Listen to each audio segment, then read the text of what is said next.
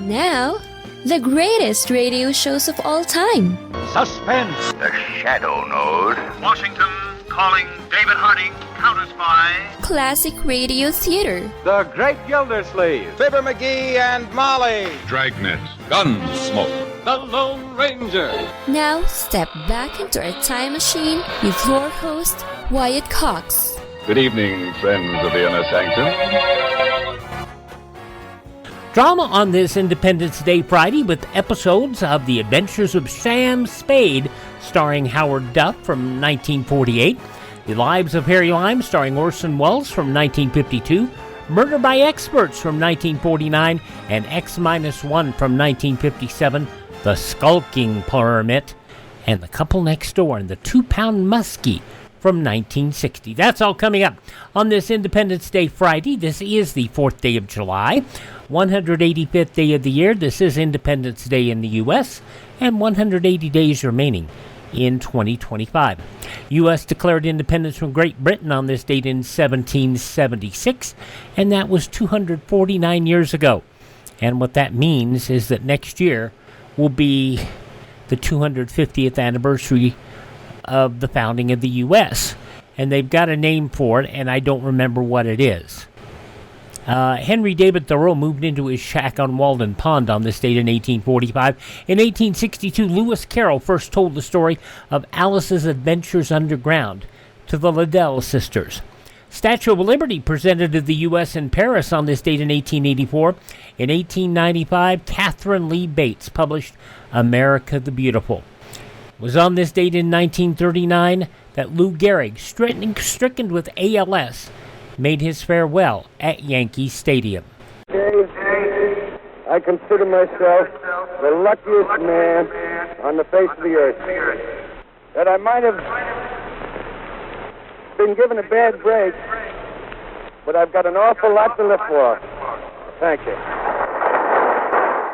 The Yankees retired Gehrig's uniform number 4, making him the first player in Major League Baseball history to be accorded that honor. It was on this date in 1976 the U.S. celebrated its bicentennial.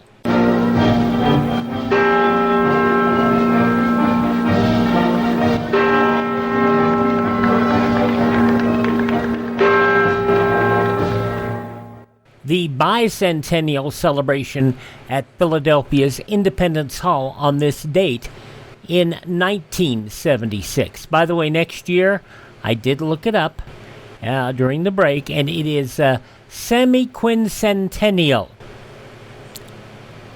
Semi-quincentennial. The 250th anniversary, America's 250th birthday. That's a lot of what it's going to be called, I'm sure. Anyway, other items on this date in history. It was in 1976, that same year, Israeli commandos raided Entebbe Airport in Uganda and rescued nearly everyone held there after aboard a hijacked plane by pro-Palestinian terrorists. We'll continue to do whatever is possible to fight against terrorism. Israeli Prime Minister Yitzhak Rabin warning people around the world, you don't mess with Israel. But then there are people that still insist to this day that we'll mess with Israel if we want to. And they have learned lessons the hard way. It was on this date in 1986, Farm Aid 2 in Austin, Texas. Me and a lot of other people, all the musicians backstage, all you folks out front, are here to help the American farmers. He needs our help, and we're here to let the world know that he needs our help, and he needs your help too. So let's make today a great historical day and a big positive day for the American family farmer, and welcome to Farm Aid 2. Among the acts that appeared at Farm Aid 2, Alabama, the Beach Boys, the Bellamy Brothers, Judy Collins, Rita Coolidge, Bob Dylan, George Jones, Vince Neil, Willie Nelson, Tom Petty, and the Heartbreakers. Tons of them. They raised over $1 million in 1986 for the family farm. 1997, the U.S. Pathfinder probe landed on Mars. It's a very good sign, everybody.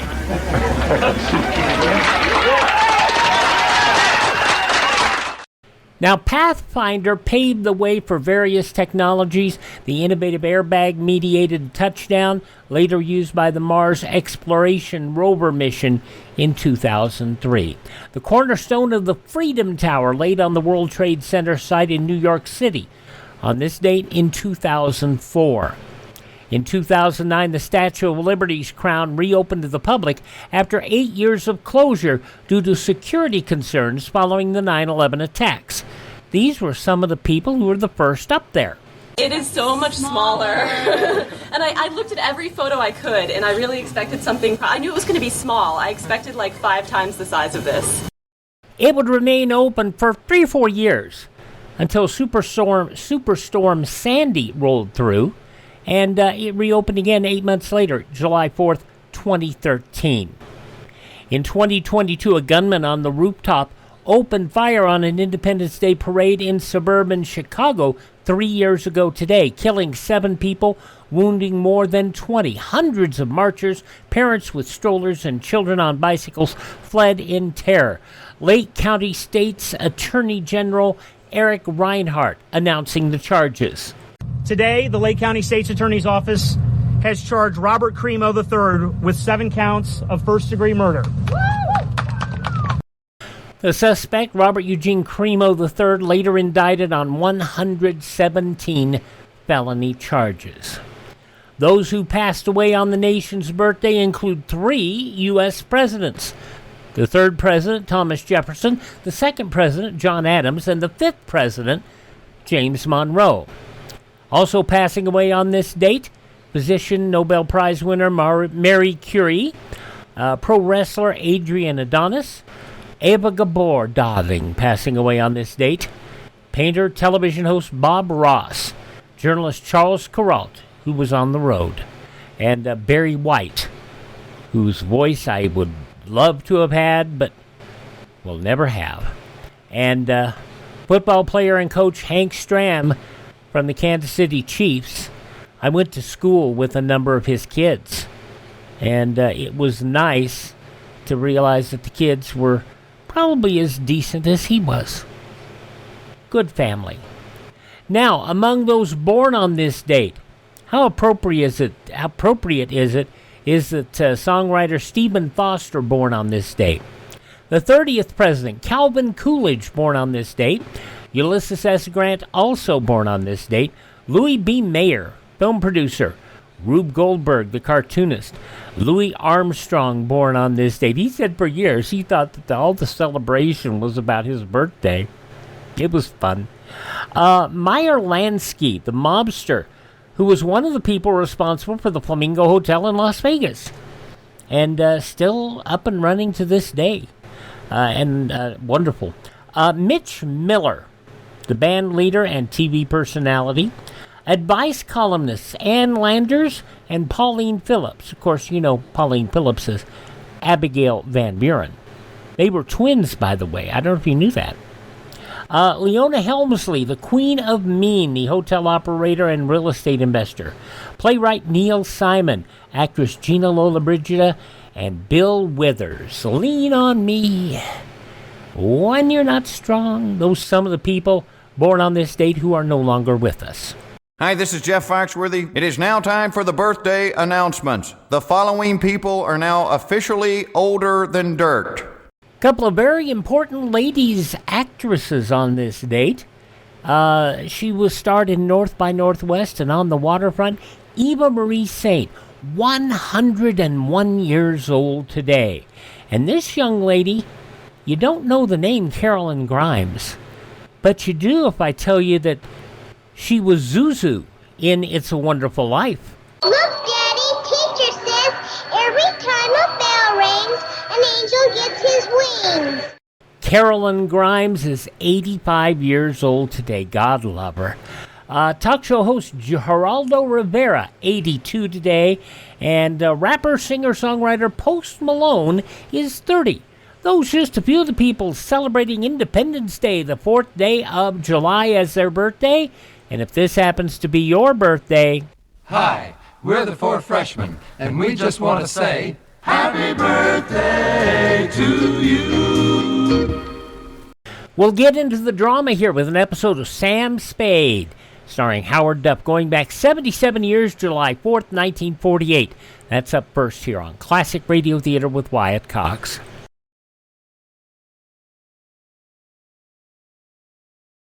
Civil defense is common sense. Hi, this is Tony Bennett. Make sure you're prepared if a nuclear attack ever comes. I'm going to be honest with you. It's hot here in northern Nevada, and I'm recording this very late at night because it's too hot to be in the studio during the day. So if I seem a little rushy and getting things out of the way quickly, that's why. It's not because I don't want to do this. But this is the first time we've had Howard Duff on in the Adventures of Sam Spade. This is from 77 years ago, July 4th, 1948, the Rushlight Diamond Caper.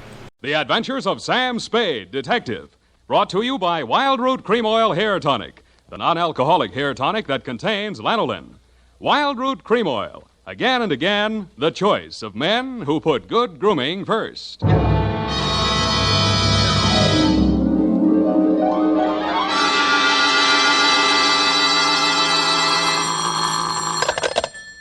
Sam Spade, Detective Agency. Good evening. That sounds funny in dialect. Good evening to you, and happy 4th of July, Bernadine Hemp. Oh, Mr. Spade. What was the caper? Don't you mean caper? No, the caper. The high point of the caper. The climax, the crescendo, the pinafore. Well, that's better. For a minute, I was afraid you were learning English. Oh, no. I'm studying Spanish. Soy infeliz que inicia... Yeah. Mucho interesting. Gracias. Shall I go home now? No, mal suerte. There's a little matter of murder in 2 languages, neither of which is Spanish, so stay where you are. I'll be right down to dictate my report on the Rushlight Diamond Caper.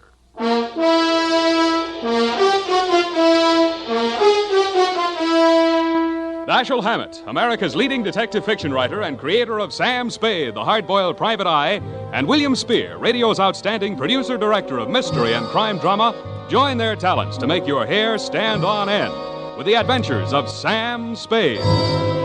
Presented by the makers of Wild Root Cream Oil for the hair. Listen, men, to this holiday tip on good grooming. To help spark up your whole appearance, first be sure that your hair is well groomed. Be sure it's groomed with popular Wild Root Cream Oil Hair Tonic. Wild Root Cream Oil grooms your hair neatly and naturally, the way you like it, the way she likes it. Wild Root Cream Oil also relieves annoying dryness, removes loose, ugly dandruff. So look your best all the time by sprucing up right with Wild Root Cream Oil Hair Tonic. Again and again, the choice of men who put good grooming first. And now, with Howard Duff starring as Spade, Wild Root brings to the air the greatest private detective of them all in the Adventures of Sam Spade.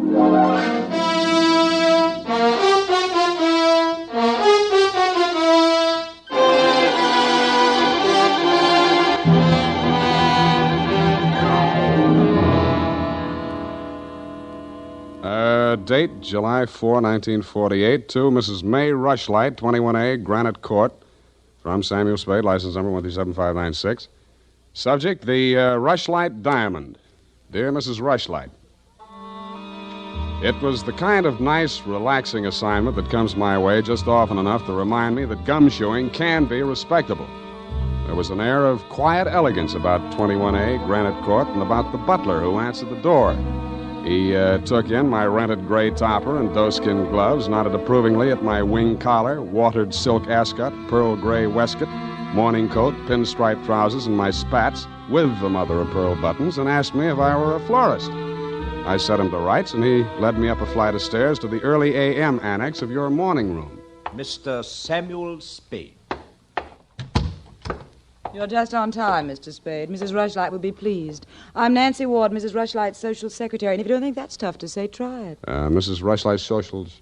What's tough about that? You'll do. Definitely you'll do. Shall we dance? I will dance at her wedding. But don't get me wrong, I'm not secretly in love with Ralph Rushlight, and the bride is lovely. Just hate to see all that money going down the drain.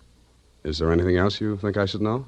You know what your job is. You're supposed to guard the wedding presents. That's simple because it's nothing but a lot of cheap silver. And stay away from the champagne. It's non-vintage. The food will be foul. The guests are the most dismal aggregation ever assembled. Sounds like a lovely party. I arranged the whole thing. I told you she's a lovely bride. What'd she ever do to you?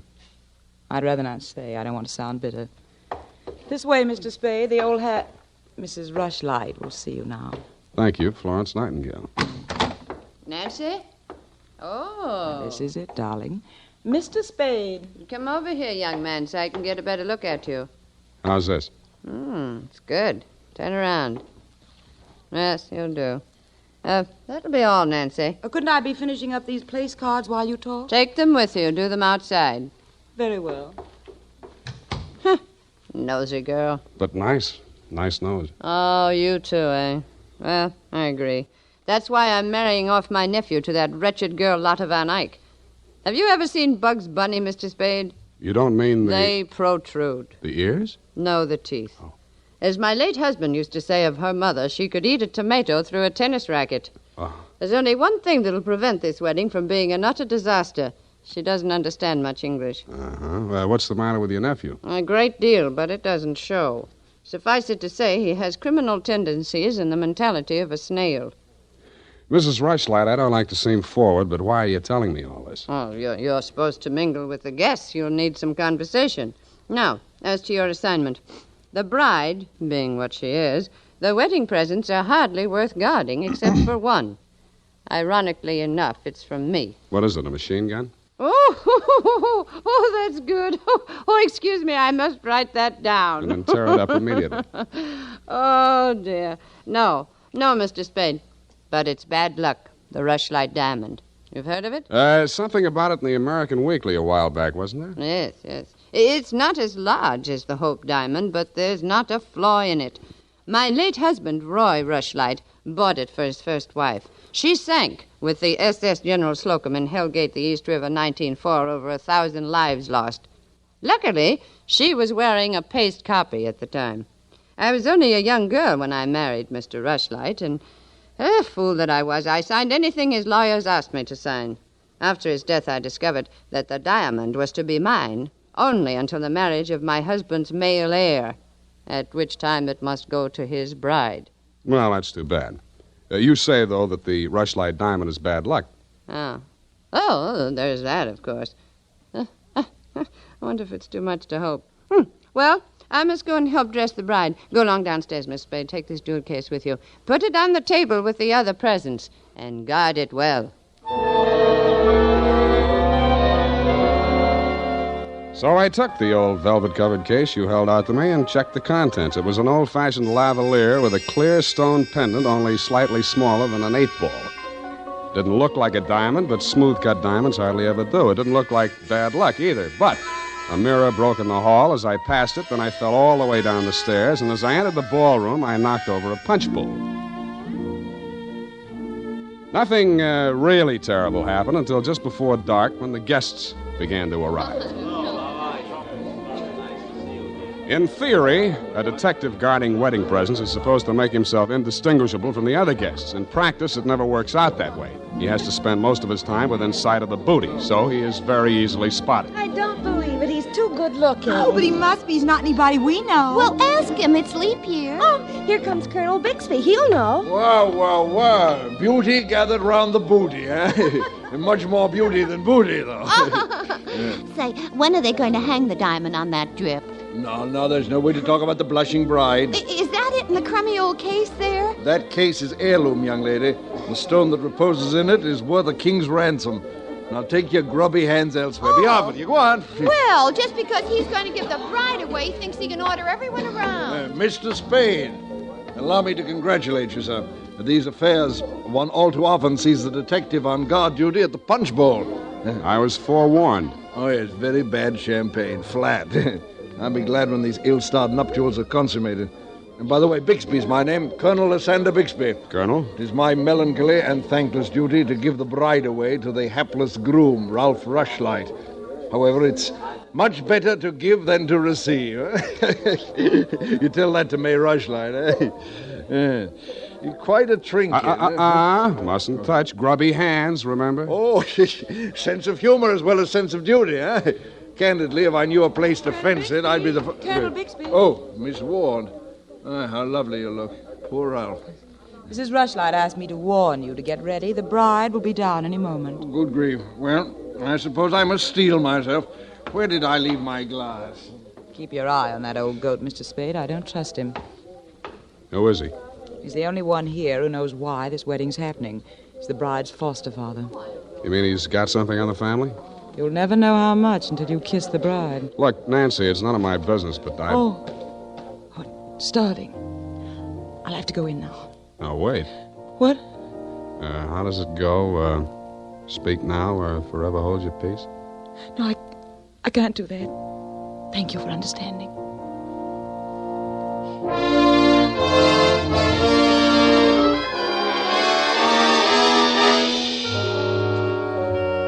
I didn't witness the ceremony, but judging from the mood of those who had, it was just as well I didn't.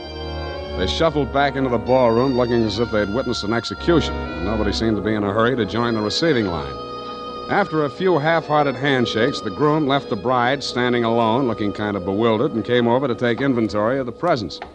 Look at that junk. I'm Ralph Rushlight. Who are you? Spade. I was hired to guard this junk, as you call it. Sorry I'm wasting my time. The Rushlight Diamond. It's bad luck. Look at what it did to me. Look at it. Did you ever see anything? Keep it to yourself. Why should I? Because I'm liable to slap you clear across this room. Haven't I been punished enough? Go on, scram. Keep your hooks off that necklace. That's mine. I heard it's your wife's. Come along, well, you heard Come wrong. along over here. Oh, Mr. Spade, you haven't met the bride yet, have you? No. Thank you. I wish you a lot of luck, Mrs. Rushlight. You're going to need it. Thank you. Well, I suppose now, as well as any time, Colonel. Oh, very well, my dear. Quiet, please. Quiet, everyone. Mrs. Rushlight, the elder Mrs. Rushlight, that is, has something to say to you. Mr. Spade. Yes? The necklace, will you please hand it to me? With pleasure. I'm tired of looking at it. Oh, you're not done yet. Stay close by my side. Dear friends, at this solemn moment, I want, first of all, to welcome this dear little girl into the Rushlight family. Thank you. Yes. And now, dear Lotta, I will place around your neck the gem which was my heritage when I became a Rushlight and which is now yours.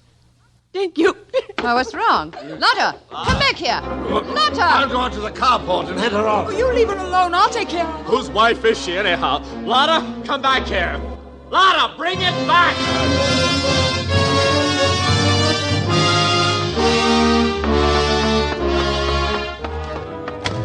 I was almost ashamed of joining the chase, but I had to because I'd been hired to guard the Rushlight Diamond, and for my money, the best way to do that was to help her get away. Somebody got to her before I did. A strip of wedding gown satin marked the spot. The body lay crumpled under a hedge, but it wasn't the bride's body. It was the groom. He'd been stabbed to death with a pair of garden shears, which made sense. But what didn't make sense was that the necklace she'd been wearing was still clutched in his hand.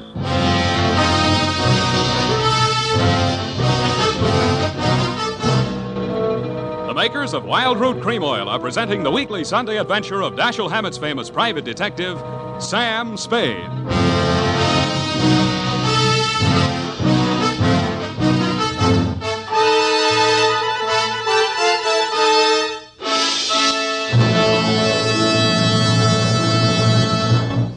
If you want the well-groomed look that helps you get ahead, socially and on the job, listen.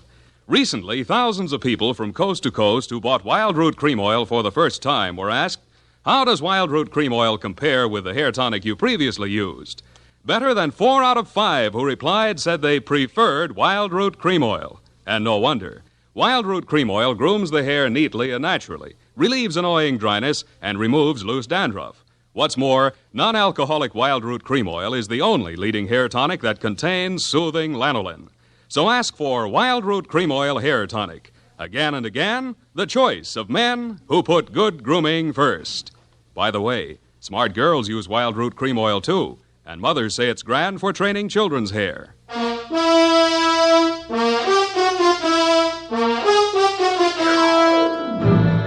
And now, back to the Rushlight Diamond Caper. Tonight's adventure with Sam Spade.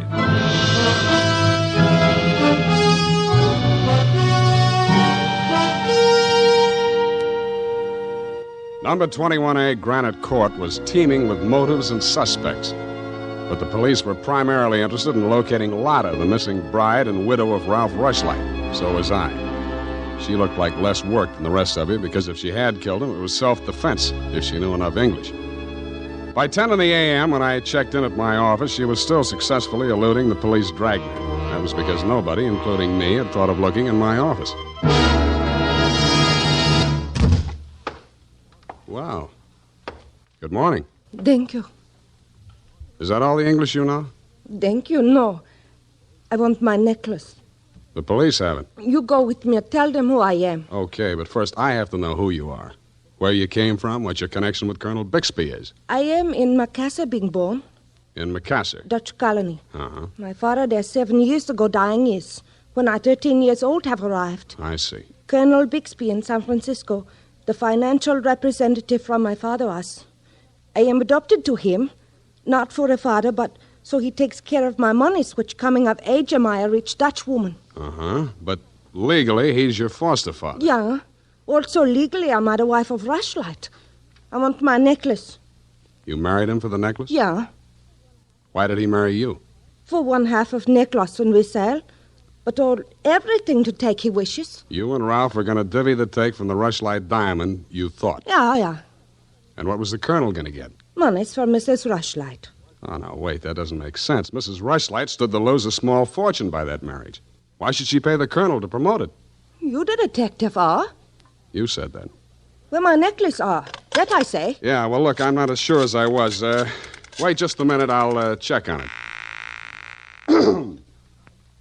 Homicide, Lieutenant Dundee. Spade, Dundee. Yes, Sam. What's new on the Rushlight Caper? Oh, you know I can't talk about the case, Sam. Oh? I got a line on that girl. Oh? Where is she? You know I can't talk about that, Dundee. Oh, you can't you? Well, let's see if this doesn't change your mind. The necklace we found on Rushlight's body was a phony, a paste copy. Uh-huh. Does that make her guiltier than she was before? Well, now she's got a motive. Throws all our previous theories into a cocked hat. Now, where's the girl? She's in my office, Lieutenant dear. Come and get her. Thank you.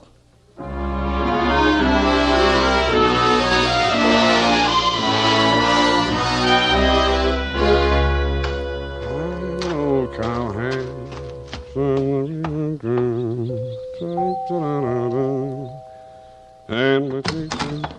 Oh, it's you, Sam. Back again? Yeah, do you mind? Well, that depends on who you came to see. You, sweetheart. Oh. But first, I'd like to talk to Mrs. Rushlight. Well, she can't see anyone. She's in a state of nervous collapse over Ralph's death. Oh, that's too bad. You seem to be holding up pretty well. Well, I'm relieved. He's better off dead than married to that... Yeah. Rushlight Diamond's still unlucky, you know. What do you mean by that? I was just trying it on for size. Uh-huh. How does it fit? Yeah, but you and Mrs. Rushlight are about the same size. Her nerves getting any better? You're the doctor. If you want to see her, go ahead. She's up there. Thank you.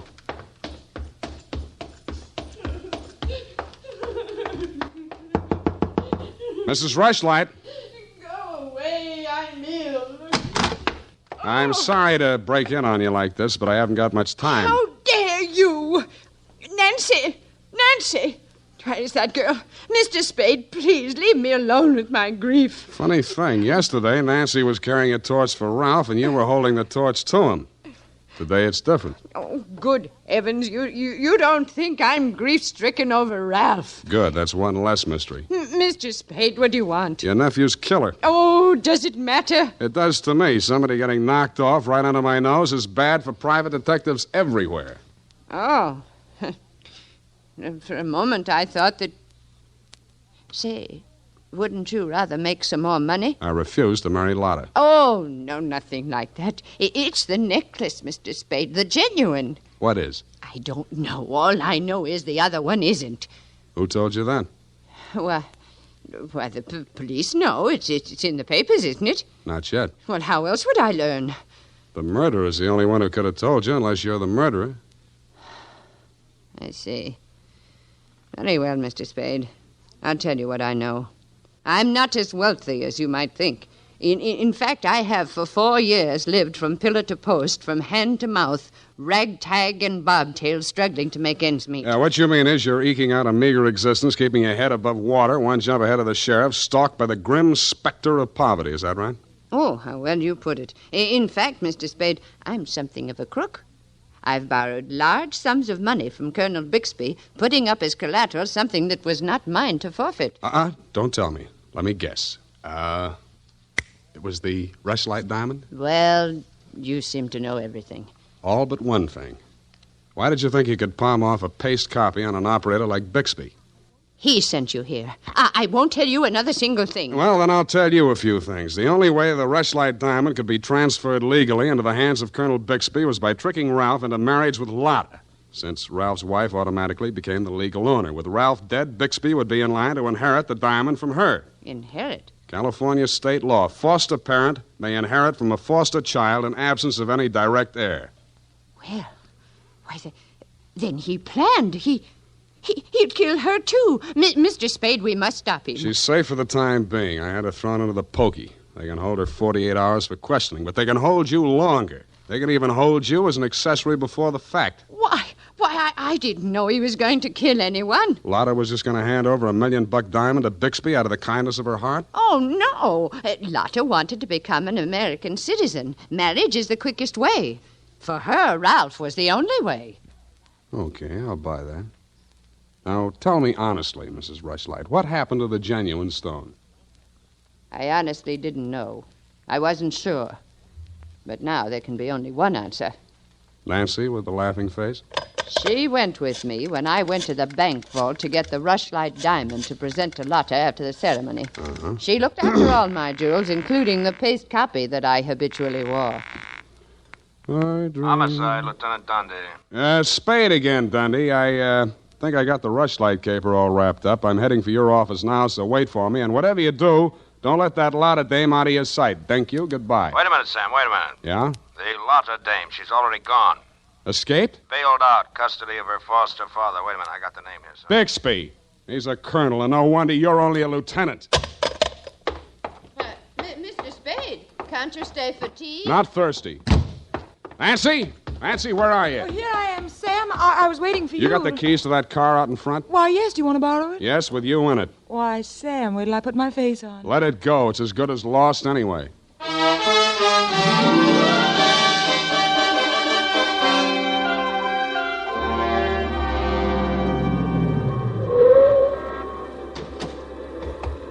Come on. What is this place? Where are you taking me? Never mind. Just hang on. I'll fly you up to the second floor. Sam, that was a shot that sounded like Lotta. You stay here. Don't come in until I call you. Spade, what are you doing? Get back in there. Doctor. Drop it. No. Drop it or I'll crack your elbow. That's better. Now sit down. I want to look this over. Looks real cute.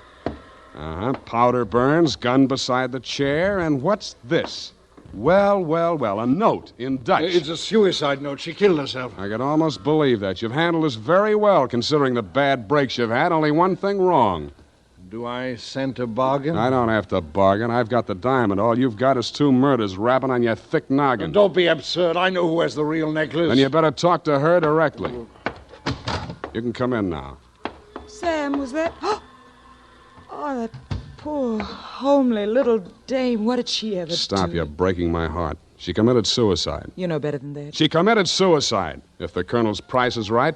Oh, I see. I'll put it to you directly. It's not easy to fence. It'll have to be cut. That'll decrease the value considerably. Say, $10,000, no questions asked. Pardon me, that suicide shot, it's ringing in my ears. I can't hear you. 20,000. 50. All right, 100,000. Sam, don't be a fool. Take it. I'll give you a real break, Colonel. That's the cops coming after you. No, anything, Spade. What do you want me to do? I want you to try and get out of here. What are you going to do? There's the door. Go ahead. All right. Thank you, Colonel. All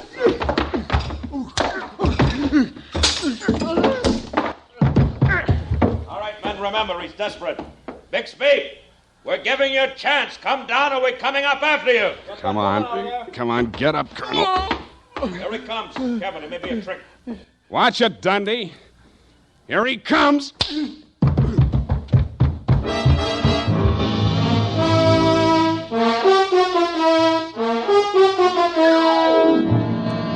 And that, Mrs. Rushlight, is the crop. For a man that went down fighting, Colonel Bixby didn't need much persuading once they got him under the lights down at headquarters. He confessed to everything, and the murders weren't the worst of it, the way I figure. The worst of it was the cruel way he victimized the poor little ugly duckling, Lotta Van Eyck. It's tough enough to be whipped before you start. Period, and a report. My goodness, that was muy triste. I mean, I'm beginning to see why Effie gets so repressed sometimes. Effie, depressed? That little doll told you that? Only between she and I and the lamppost. She's so sensitive, you know. Not like I, of course. I invariably cry at weddings. You don't say, Bernadine. You attend weddings often? With high frequency, Mr. Spade. You mean frequently? No. The last time it was FM. You know, frequency moderation. Oh, yes. Moderation in all things, I always say. You mean you attend radio weddings? Oh, yeah. I've been married 6 times. My next date is television. You've been married 6 times? Well, to each his own, Mr. Spade. You mean 6 men have... Oh, no. No, I only marry my husband. Repetition is the spice of variety, I always say. Is that legal? If it's not after 6 weddings, what isn't? To each his own, as you say. Well, we don't presume to make a career out of it. As soon as we get the mangler and the deep freeze, we're going on our honeymoon. Well, congratulations, and type this up when you have the time. Mrs. Bernadine Hemp.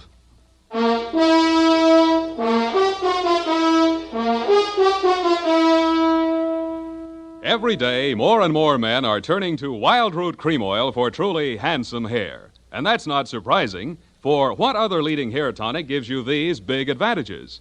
It grooms the hair neatly and naturally, relieves dryness, removes loose dandruff. What's more, Wild Root Cream Oil is non-alcoholic and contains soothing lanolin. No wonder Wild Root Cream Oil is the favorite with so many millions of smart, particular men. Get Wild Root Cream Oil. Again and again, the choice of men who put good grooming first.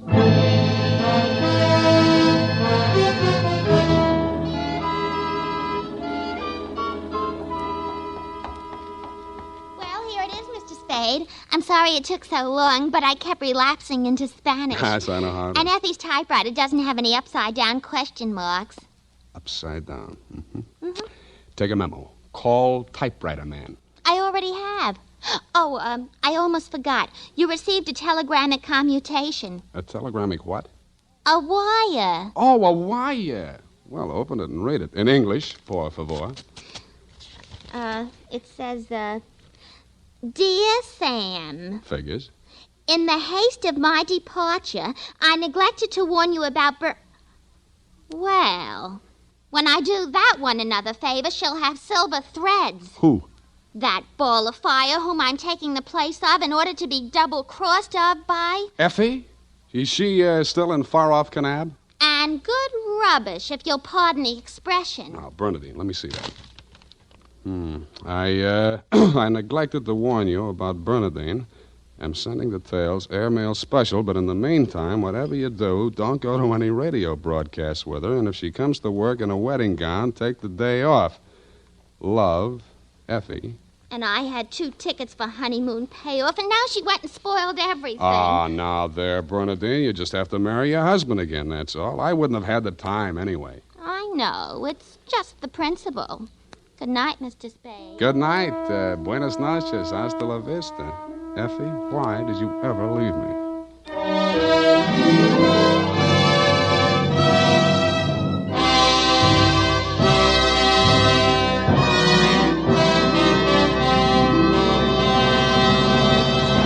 The Adventures of Sam Spade, Dashiell Hammett's famous private detective, are produced and directed by William Spear.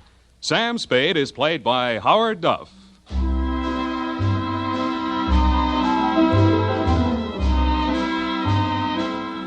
The Adventures of Sam Spade are written for radio by Bob Tallman and Gil Dowd, with musical direction by Lud Gluskin. Gil Dowd directed tonight's broadcast in William Spear's absence.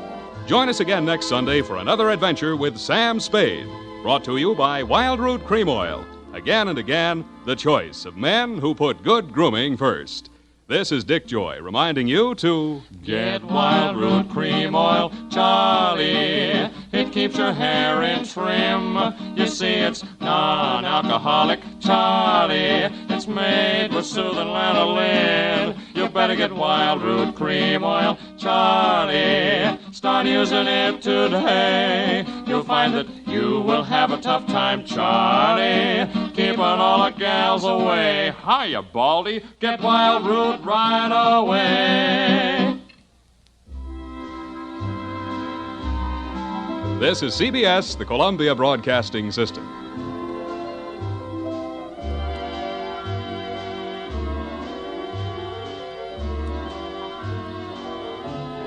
"77 years ago today, July 4th, 1948, The Adventures of Sam Spade on Classic Radio Theater with Wyatt Cox. We'll move from 48 to 52 for an episode of The Lives of Harry Lime.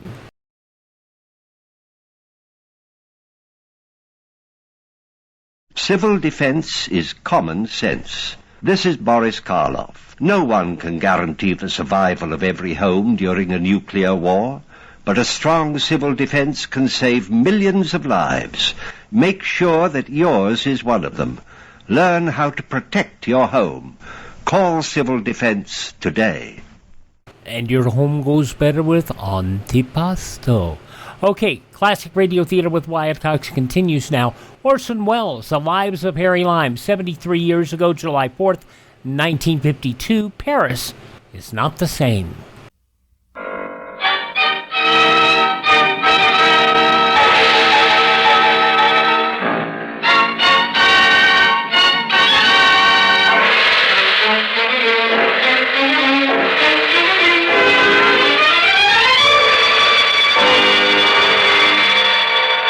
Presenting Orson Welles as the Third Man.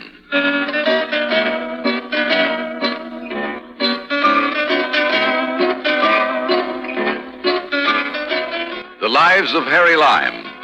The fabulous stories of the immortal character originally created in the motion picture The Third Man, with zither music by Anton Karas.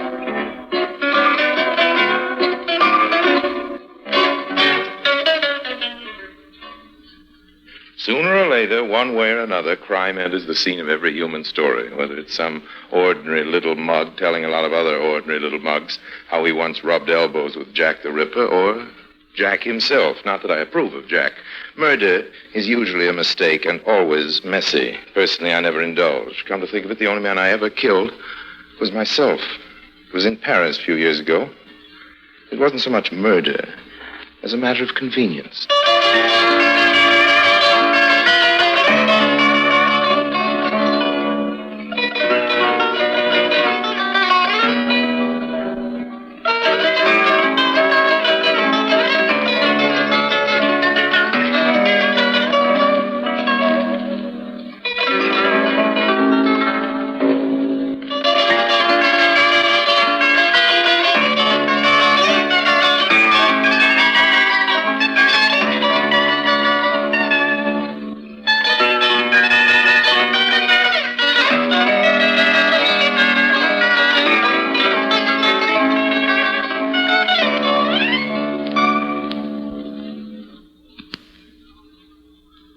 And now Orson Welles is Harry Lime, the Third Man in Paris is Not the Same.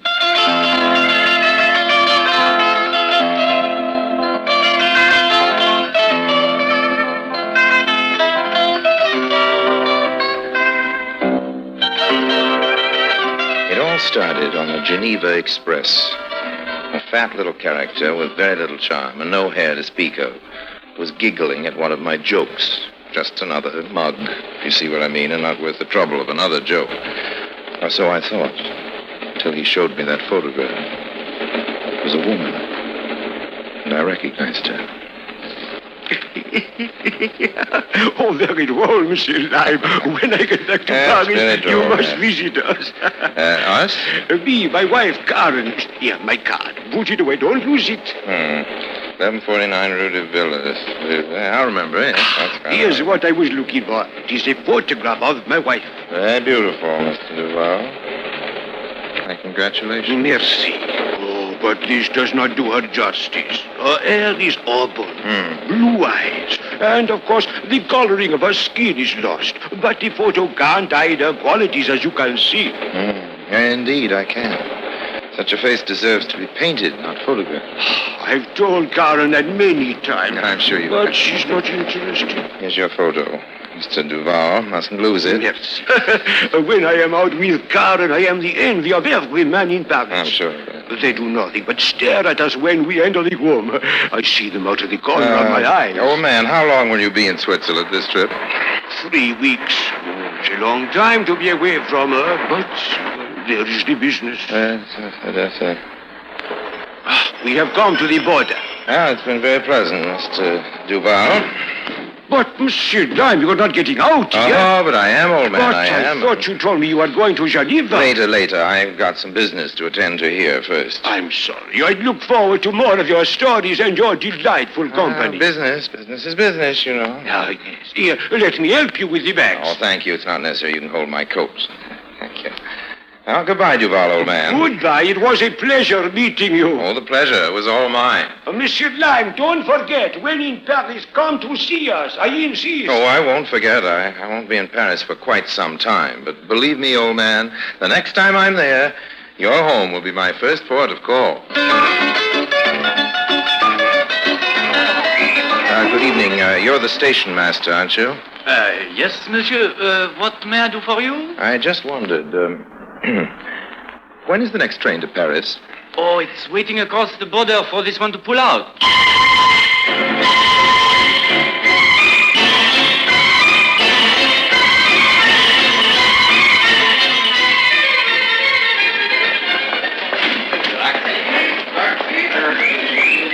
Taxi, monsieur? Yes, please.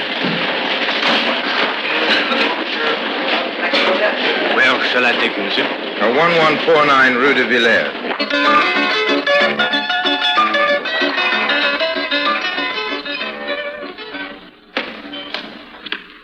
Yes, Andre?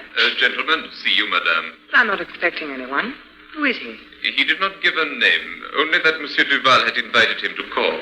Tell him that Monsieur Duval will not be back until the 30th. And if he would like to come and...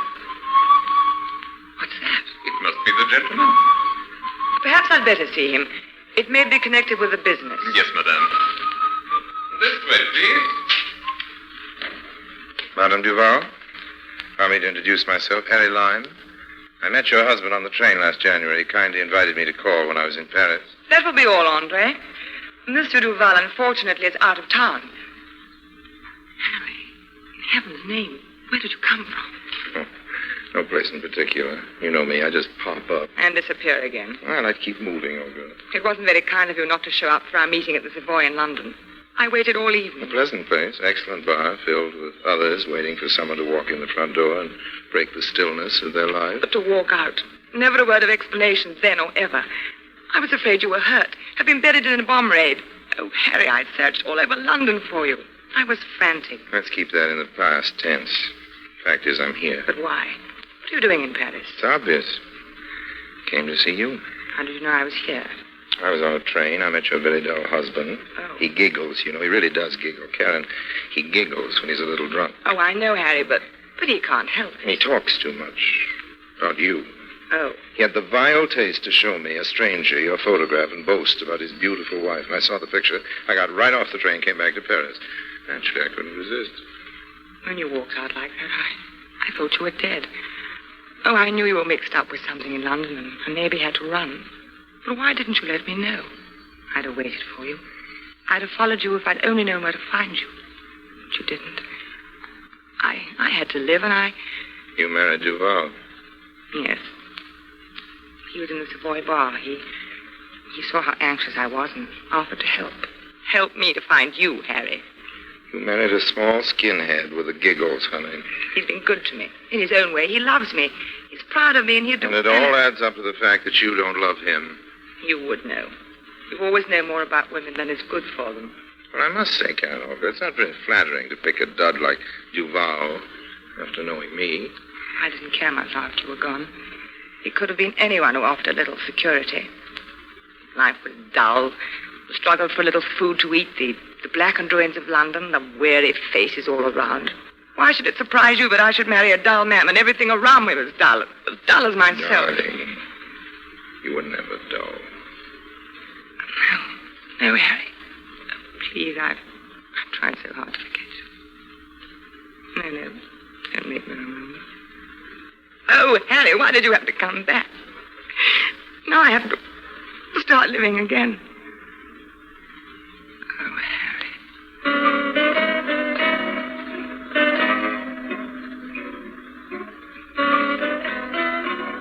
You rang, madame. Yes, please show the gentleman the door. Yes, madame.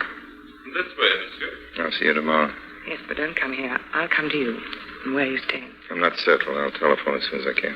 Goodbye for now, darling. Bye, Karen.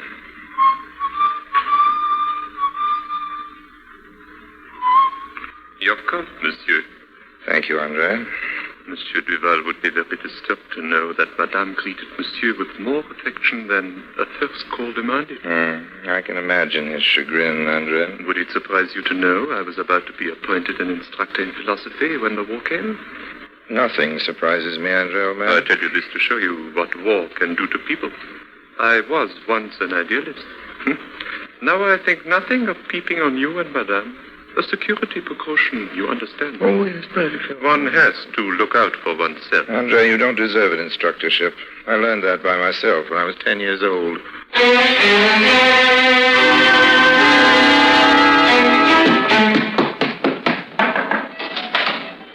Harry, something terrible's happened. What's up, old girl? We've been discovered. Henri saw me in your arms. He's threatening to tell my husband, unless I keep him on and say nothing about his little racket. Racket? What's he up to? I've been suspicious about people coming to his room in the basement at all hours of the night. When he was out yesterday, I looked in and found a lot of perfume, the kind my husband manufactures.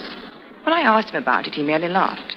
When I gave him notice, he threatened to tell my husband about us. You can handle this. Tell him I'm an old friend who you haven't seen in years. Jealous as he is, after you saw my picture and took the first train to Paris, I had a letter from my husband telling me about meeting you. I'll teach him not to show his wife's pictures to strangers. Oh, you don't care. What am I going to do? You're no good, I know that, but I can't help loving you. And you'll just walk out again when you get ready. Any idea of what kind of racket Andrew's running? No, black market of some kind. Must be very profitable. His bookcases were filled with first editions, and his cupboard with better wine than we can buy. But I don't care about that. What must I do? Nothing for the present. Andrew and I are going to have a discussion. About us, Harry? That may enter into it. But the main topic will be business.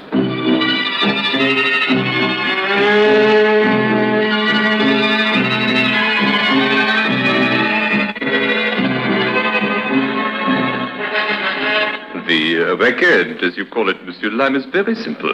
The American soldiers have money and are crazy about the Duval's lure of Eros perfume. They pay anything else for it. Where do you get it? A friend at the factory steals it for me, a little at a time. That's a mistake, Andre. How so? You get caught at the next infantry and you'll be out of business. I'm in fear of that, too, but what can I do? You need organization. This racket is one that has to be worked fast on a large scale while the Americans are still here and before the factories can get into full-scale production. Clean up fast and then fold. Monsieur speaks as if he had experience. Oh, I have, old man. The first thing is to move headquarters from here. The address is too respectable and too small. We need a warehouse, a truck, a few hijackers and cutters, and, of course, a backer. A backer? Who furnishes the money to get the organization in operation. But who? He'll have to be unknown, a silent partner. It'll be a three-way deal. Me, you, and the unknown, the third man. But it cuts our share. Is it so necessary? Oh, yes, absolutely. He's always there in the background, old man. He's the one we can blame if we're caught. The brains the police are always looking for. If the lesser thieves elude them, the higher up who always gets away. Oh, no, Andre, we couldn't go into this without our third man.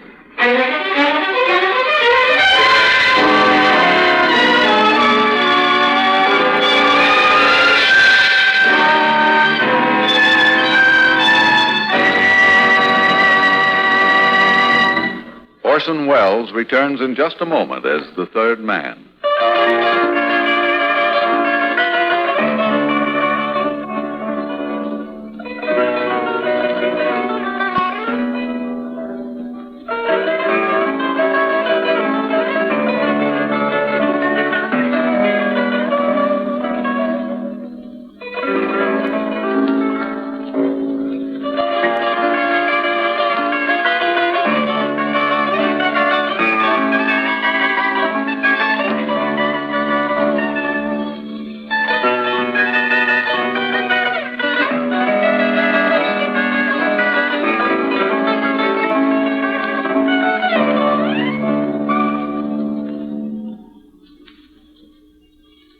And now Orson Welles, as the third man, continues with Paris is Not the Same.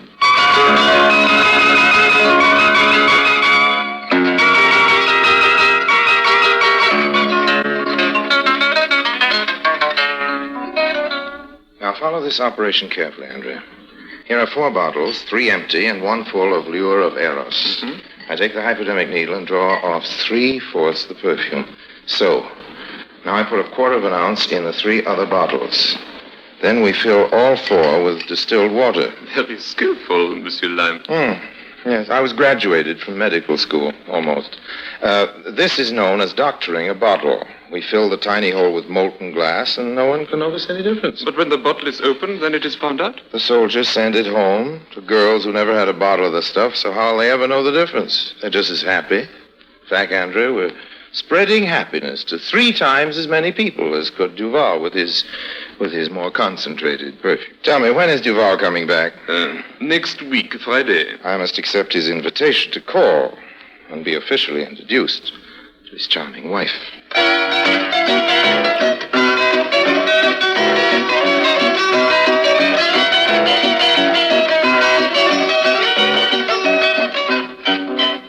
Karen, dear, may I present Monsieur Lime, the gentleman I wrote you about? I'm glad to meet you, Mr. Lime.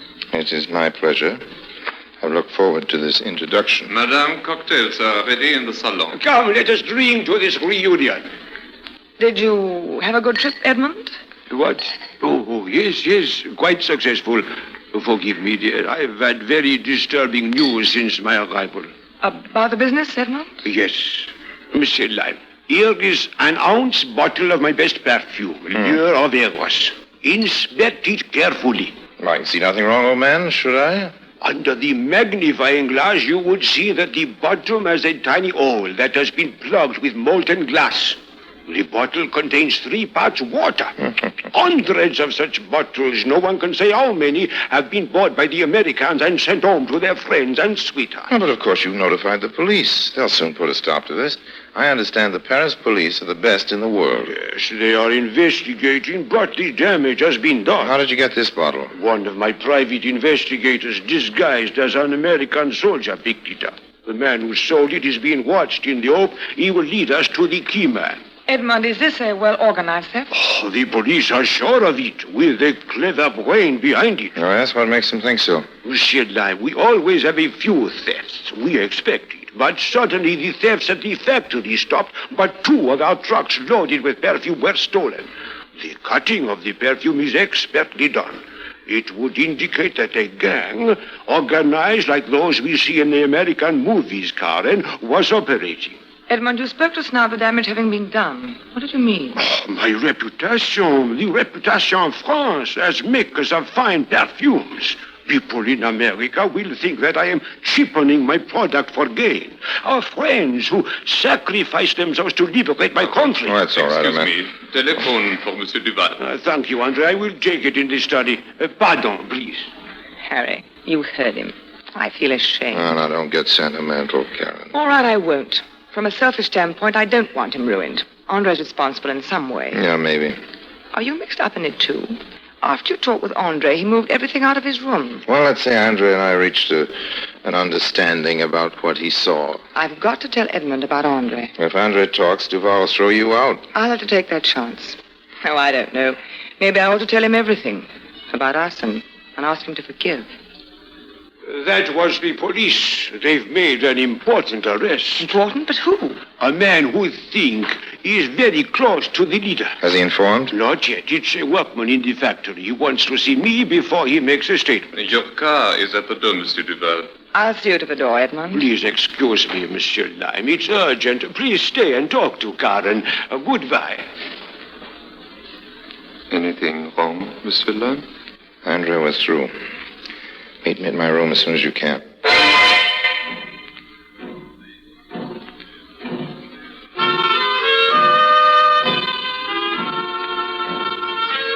My friend has not talked yet, or I would have been under arrest by now. I am taking no chances. I will hide until this blows over. Come on, the money, Monsieur Lime. We are wasting time. Okay, man. Here it is.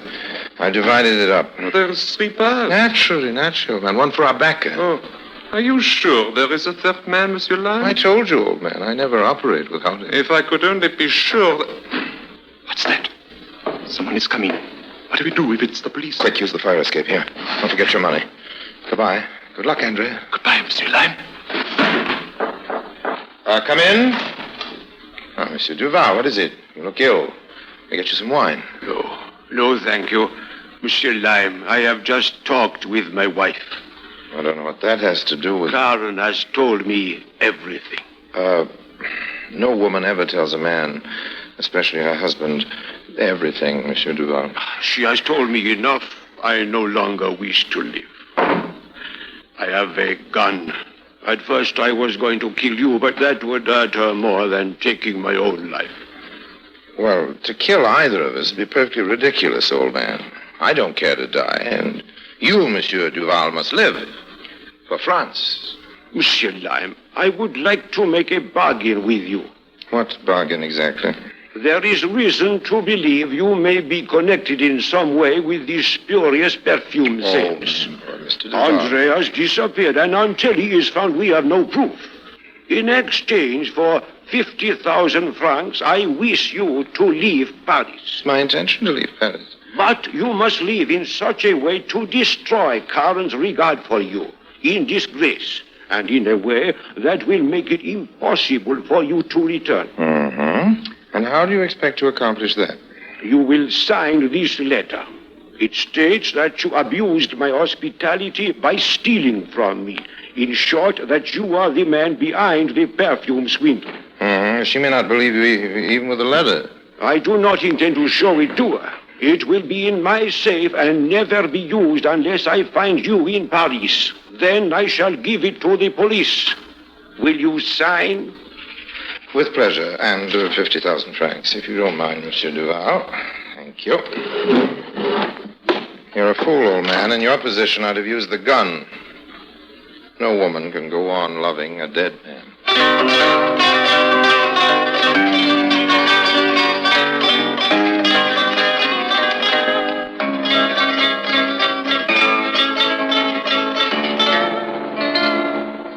What's the matter?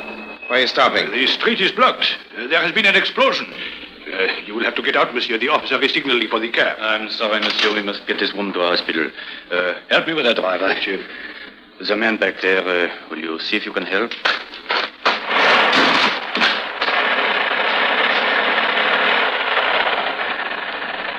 It's no use, officer. This man's dead. His head's completely crushed under that cornice. Must have weighed a ton. Hold the light, please. I'll look for identification papers. Oh, certainly, I've got the light here. Merci. Here's a wallet. Poor devil. Who was he? Monsieur Harry Lim. Lime. Harry Lime.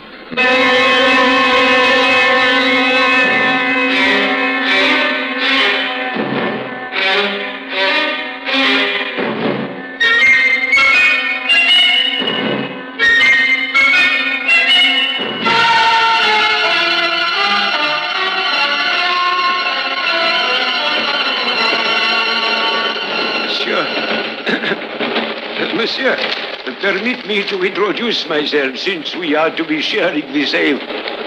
Monsieur Lime! Monsieur Duval. But I thought you were... Dead, yes, of course. That's what I wanted you to think, old man. But the man they found, he was identified as Harry Lime. Yes, I merely took his identification and left mine. How is your lovely wife, Mr. Duval? Oh, no, Monsieur Lime. I have done you an injustice. Please forgive me. I don't know what you're talking about. You have more than kept your bargain to make Karen forget you. I asked only that you stay away from her. You told me no woman could love a dead man. That is why you did this, Monsieur Lime. You were right. Karen grieved for weeks, but suddenly she changed and is quite devoted to me. We are most happy. I owe it to you. No, not at all, not at all. It's convenient to disappear, especially after I signed that letter. Oh, I know you. You do not want to admit your generous act. I admit I thought you were entirely bad. But on second thought, I knew differently. What made you change your mind? Karen, she is so wonderful, so good. I knew that if she had once cared for you, you could not be worthless. That only goes to show, my friend, that you know nothing whatever about women. And by the way, whatever happened to Andre? He repented his thefts and returned much of the money to me. Where is he now? He is instructor at the university. Philosophy? Yes, he has a course in moral ethics. They say it is the most popular in the university.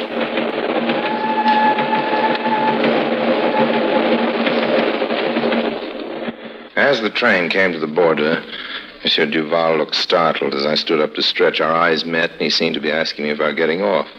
A look of relief came to him as he saw that I was getting the cigarettes out of my coat on the rack. He settled back and smiled as the train sped on toward Geneva. There was something missing about him. I couldn't quite make it out. Suddenly, as I finished a story and he roared with laughter, I realized that Monsieur Duval had lost his silly giggle.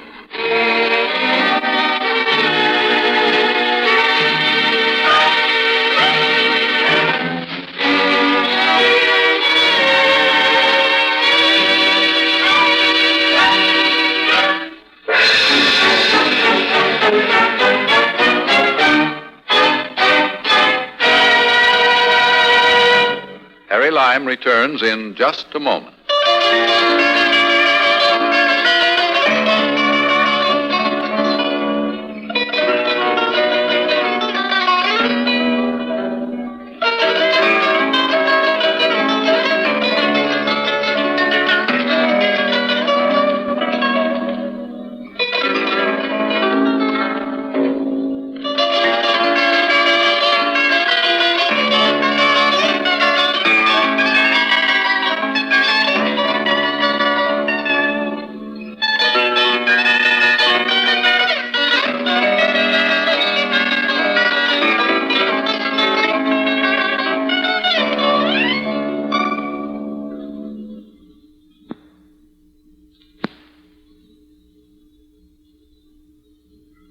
And now, Harry Lime.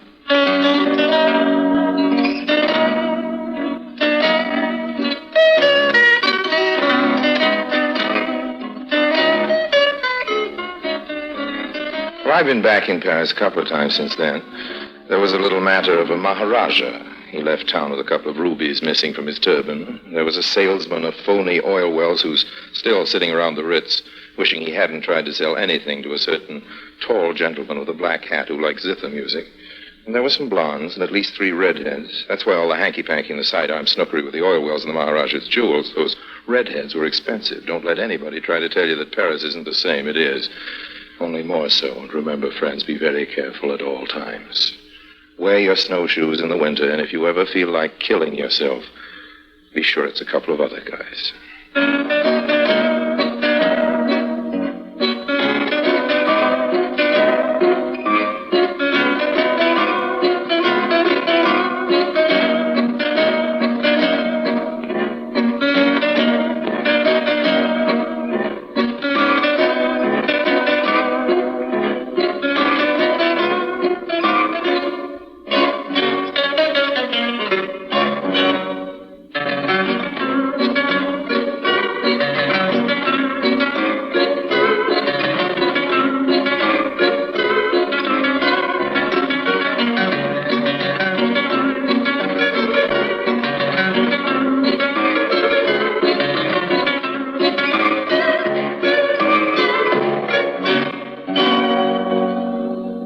"73 years ago, July 4th, 1952, The Lives of Harry Lime on Classic Radio Theater with Wyatt Cox. Thanks for being with us on this Friday, the 4th day of July. Coming up this weekend, we'll have Gunsmoke tomorrow from 1954, Have Gun Will Travel from 1959, Escape, A Source of Imitation from 1953, and 2000 Plus, A Veteran Comes Home from 1950, a veteran of the Martian Wars. Barry Craig, confidential investigator, with us on the Sunday show, along with an episode of the Suspense Summer show, Somebody Knows. They were offering money to help solve crimes that were unsolved. Tales of the Texas Rangers with Joel McRae, and the 1958 Suspense episode. On Monday, Rogues Gallery, starring Dick Powell from 1946, Candy Matson from 1949 did Justice Triumph from 1947, and a 1947 episode of Escape, The Man Who Would Be King. Tuesday, a 1940 episode of George and Gracie, Tom Brenneman in Breakfast in Hollywood from 1947, The FBI in Peace and War from 1956, and yours truly, Johnny Dollar from 1962. That's what's coming up the next few days here on Classic Radio Theater with Wyatt Cox. Always visit us at classicradio.stream. Up next, Murder by Experts.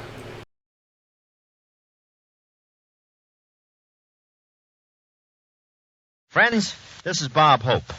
If an atom bomb were to hit your home city, would you know what to do? Remember, one explosion of an atom bomb could kill 75,000 and maim 100,000. This is only one kind of a disaster which could strike. In addition to many forms of enemy action, there are the dangers of fire, flood, earthquake, and traffic. Knowing what to do before, during, and after a disaster can improve your chances of survival. There is something you can do and do now. You can learn a pattern of survival. Your local Office of Civil Defense is ready to help. Persuade your club, your church, your friends, and your neighbors to help to learn to live. Remember, this is the atomic age. No one can escape its hazards, but everyone can prepare. Listen carefully.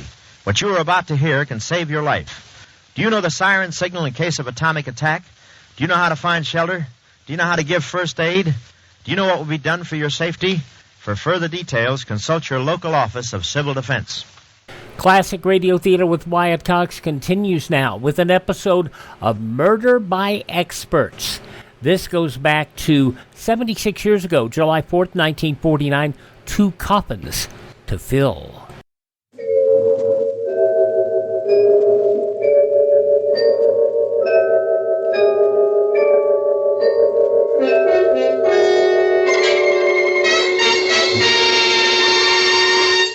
Murder by Experts.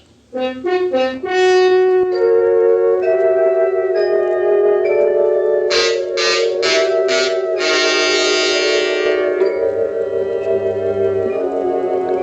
Mutual Broadcasting System presents Murder by Experts with your host and narrator, Mr. John Dixon Carr, world-famous mystery novelist and author of the recently published bestseller, The Life of Sir Arthur Conan Doyle. This is John Dixon Carr. Each week at this time, Murder by Experts brings you a story of crime and mystery which has been chosen for your approval by one of the world's leading detective writers. Those experts who are themselves masters of the art of murder and can hold tensity at its highest.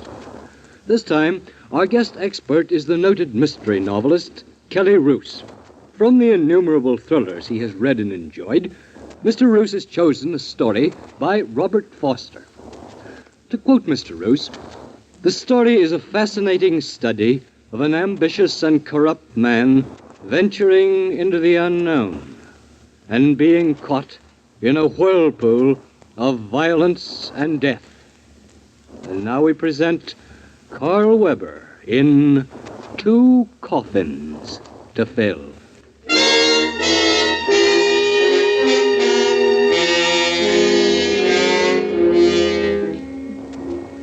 The scene, Nick's place, a popular roadhouse on the West Coast.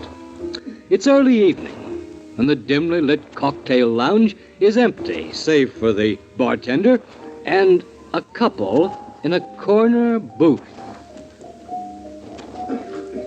Roger, we can't go on like this. Why not, darling? I'm tired of meeting you at discreet places, of seeing you only when you can get away from your wife. You just have to be patient, Eve. Patient? It's already a year. How long do you think I'll go on waiting for you? What would you have me do? Leave her. Forget about the money. We can get along. On what? Oh, no, Eve. What do you think you'll get from her? I have plans. It'll take time, but I'm very patient. Well, I'm not. I can't go on waiting, Roger. I won't. I'm sorry, Eve. Another drink? Nothing affects you, does it, Roger? War, famine, or love. You're a man with only one weakness, money. Why is it that women can never break off without creating a scene? Why, you arrogant... Oh, what a fool I've been. All right, Roger, I'll break off without creating a scene. Goodbye, Roger. I'll have another, Steve. and put a dash of bitters in it. Hello, Thornton. Your friend left in a hurry. You're quite observant, Al. I'm a student of human nature. Nick's having a game in the back tonight. Interested? A game? Poker. Yes, since my date's walked out on me, I'll play a few hands. Tell Nick I'll be there.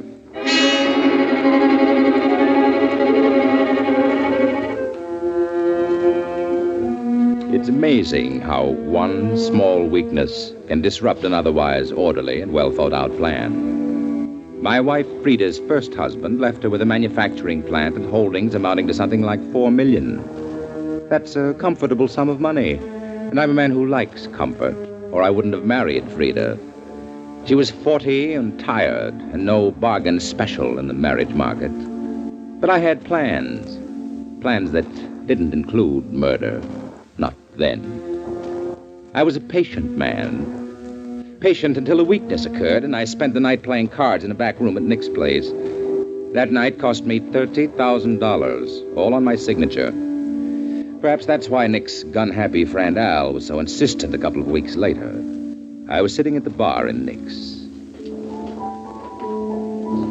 Thornton. Yes? You busy? That depends.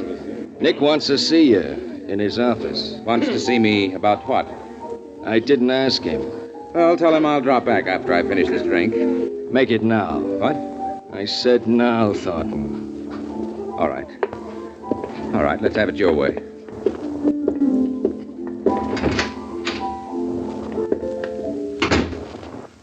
Hello, Roger. Good evening, Nick.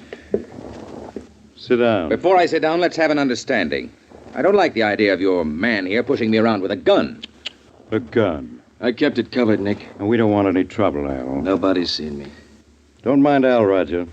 He takes his work seriously. Perhaps someone will take him seriously someday. Al's a good boy. For a price. Right, Al? That's right. I'm not interested in the merits of your bodyguard. Sit down, Roger. You're getting red in the face. Al, mix us a drink, will you? Sure, Nick. Coming up. Roger, what about that 30 grand you owe me? I'll pay you when I get it. That's a poor bet, Roger. I've been checking on you. What do you mean, checking on me? You're a punk. That wife of yours has got all the dough. You haven't got a dime. My personal affairs don't concern you, Nick. I'm a right guy. I've never given a right guy a bum break yet. About that, Al. That's right. I'm a gambler, Roger. When I lose, I pay off. When I win, I aim to collect. Before you start laying down the law, Nick, that happens to be an uncollectible debt. Yeah, I got a lawyer, too. When you say uncollectible, Roger, you want to figure all the angles. What angles? Al, what do you figure this guy's worth? About 30 grand. Which way? Either way. What are you talking about? What do you mean, either way? Tell him, Al. Sitting up or lying down? Now, see here, Nick. I can see, Roger. And I want you to see me tomorrow. With 30 grand. I said I'd pay you. Tomorrow. I don't know if I can get it that soon. I don't like punks like you, Roger. You're crummy. With all that dough you're tied up to, you're still crummy. I'll do the best I can. When I said tomorrow, Roger, I wasn't kidding. Was I, Al? You sure wasn't, Nick. I didn't like Nick calling me crummy. Whatever I wasn't Nick's kind of tramp. I was furious with myself for becoming so stupidly involved with him in that card game. And Frida had me tied down as if I were a child, making me account for every nickel. If I'd had her then, I could have killed her. I'd have to have a talk with Frida. When I got home, she was in the library. You're late, Roger. I stopped for a drink. Won't you have your cocktails here at home? You said you were going to the doctor's. I did go. Well, I thought you'd be late. Well, not this late. Is this going to be another session, Frida? No, it's not going to be another session. Roger, we're growing apart, aren't we? Oh, for heaven's Now, sakes. please, Roger. You'd stop treating me like a child. Do you know what someone called me today? Do you, Frida? No. Crummy. He called me crummy because I'm Well, because I'm tied to your apron strings. Oh, now, How do you Roger. think I felt? Vice president. I signed my name to half a dozen letters, and that makes me a vice president. Oh, I'm sick of it. I'm sorry. You're sorry. Did you marry me so you could push a button and have me come running? Now, don't be absurd, Roger. Why am I?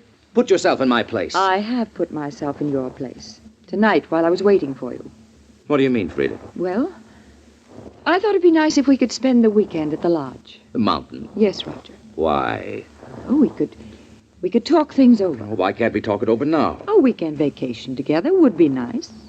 No, then you didn't have anything to talk over. It's only a ruse to get me up to the lodge. No, it wasn't a ruse.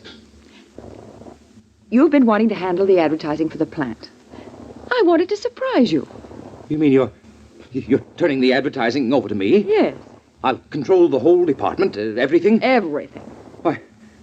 Why, that's wonderful, darling. Of course it's a surprise, a charming surprise. Does it make you happy, Roger? Of course it does. Now I have something to do, or something I can sink my teeth into. Then will you go up to the lodge for the weekend? Well, why don't you run up by yourself this time, Frida? You need the rest, you know, and I have something important to tend to. I wanted you to go. Of course you did, dear. But next time, Frida. Next time. I promise you.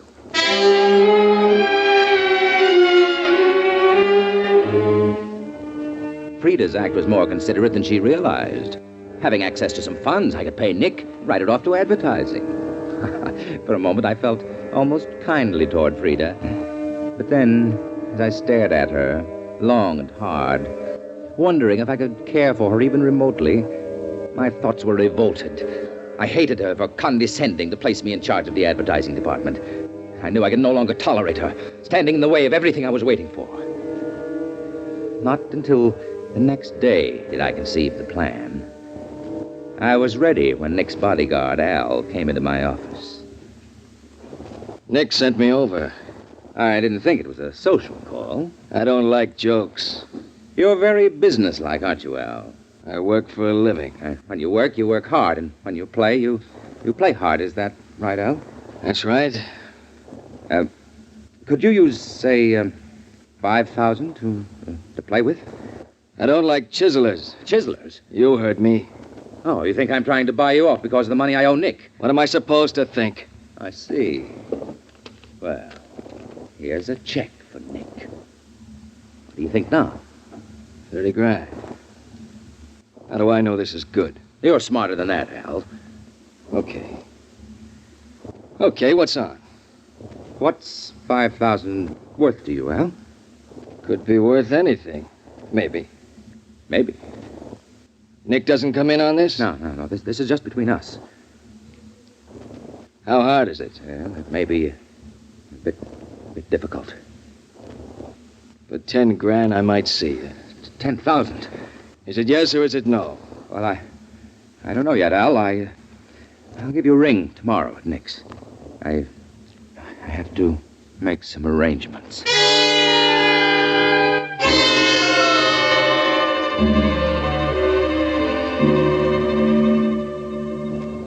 Frida? Yes, Roger? Are you still planning to go to the mountains for the weekend? No, not without you. Well, I've been thinking you do need a rest, you know. Oh, I can rest just as well right here. Yes, I realize that, but, well, I thought I might come up to the lodge with you. Oh, Roger, do you really mean it? Of course, dear. Oh, I'm so glad you decided to go with me. Oh, there's just one thing, Frida. Yes? I won't be able to come up until later Saturday evening. Oh, I don't mind driving up late. But you don't understand, Frida. I expect you to drive up early. Why, Roger? Well, you can check over the repair work that needs to be done on the lot. Repair work? Yes, I ran into an old friend of mine today, Frida, a carpenter, Al Graves. He's a bit down on his luck, and, the lodge could stand some work. Well, that's perfectly all right with me, Roger, but must I go up early? Well, we don't want him hanging around, do we? No, of course not. Good. Then I'll ride up with Al. Now, when we get there, we can discuss the repairs. He'll look things over, and then he'll drive on back in his own car. And you want me to go up early so I can make a list of the things to be done? Yes, Frida, that's it. Do you mind about the carpenter, I mean? Of course I don't mind, Roger. I'm just so happy that you want to go.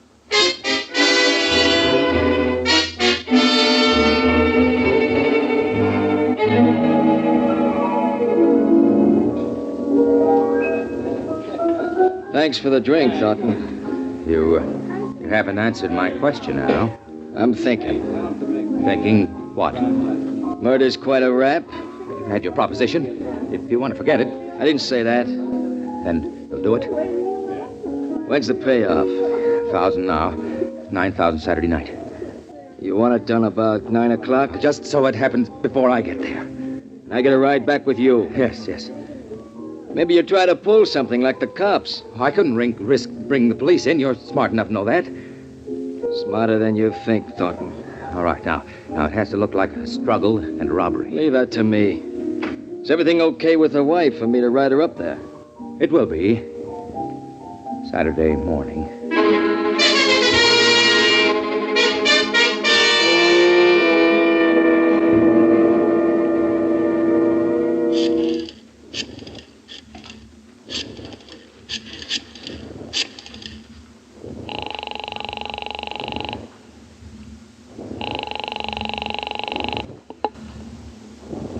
The Thornton residence? Oh, Charles, this is Mr. Thornton. Oh, good morning, sir. May I speak to Mrs. Thornton? Very well, sir. She's right here, sir.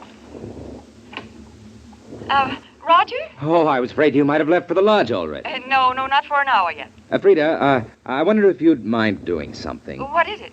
Well, Al Graves, the carpenter who is going to drive me up, Yes? his car is broken down. It's in the garage. Would you mind terribly taking Al up with you? Oh, and Roger, really, He could look over the repairs himself that way. Well, when will you come up? As soon as I'm finished working at the office, I'm working on the new advertising program. Well, I suppose I could have Richard take Al and myself up in the sedan. Oh, you don't have to bother Richard. Why not take your convertible? Oh, couldn't we have that carpenter come up some other time? Roger? All right. Let's just forget the whole thing, Frida. If you wish, you can go on up alone. Now, Roger, you know that... Now, things must always go your way. Well, you'll drive up in your car? Yes. Al can use it to return to town in. Well, all right. Where'll I pick him up? On the corner of Hawthorne and Orange. Hawthorne and Orange. Yes, I'll tell him to watch for the convertible. All right, Roger. I'll see you at the lodge tonight, darling.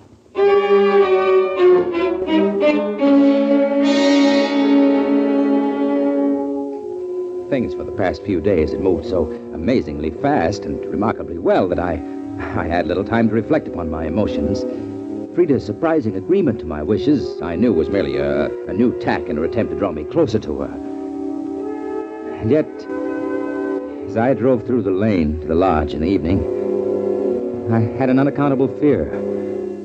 The wind whined through the trees, and the eerie sound disturbed me. I parked the car and sat for a few moments watching the lights in the lodge. It was 10 o'clock. Al should have been finished long ago. I got out of the car, walked to the veranda, and opened the door. You finally got here. Yes. Well, how does it look? You satisfied? I said to make it look like a struggle. Well, don't it? I guess it's all right. Have you got the dough? Where is she? In the bedroom. Go in, take a look. Turn on the light. No. I can see. Satisfied, Thornton? She's partly under the bed. Yeah, she got scared. She tried to hide. I had to follow her. Shut the door. I said to shut the door. You're a funny guy. Why? You figure all this out and can't stomach your own stuff. Let's sit down and have a drink, huh? Sure. You got the dough? Yes, sure. Oh, there should be some glasses here. On that shelf. Oh, yes, I see. I'll fix the drinks. When I get that drink, we're gonna blow. Where's her car? Garage. Want to see it? No. Here you are. You need it worse than I do, Thornton. Where'll you go from here, Al? A trip, maybe. Well, you have nothing to worry about from me. That I know, Thornton. How was it done? Gun. Did you leave it? I'll get rid of it. Well, here's to you, Al. Yeah. All right, Thornton. Now, let's have the dough. Certainly. I've got it right here. You know, I've been thinking about you, Thornton. I think Nick's right. You're crummy. Oh, now, you shouldn't feel that way, Al. If I had to do it over... You won't. Say, I'm sick. What'd you put in that drink? Why, nothing, Al. You double-crossing, I'll kill you, Al. Will you, Al?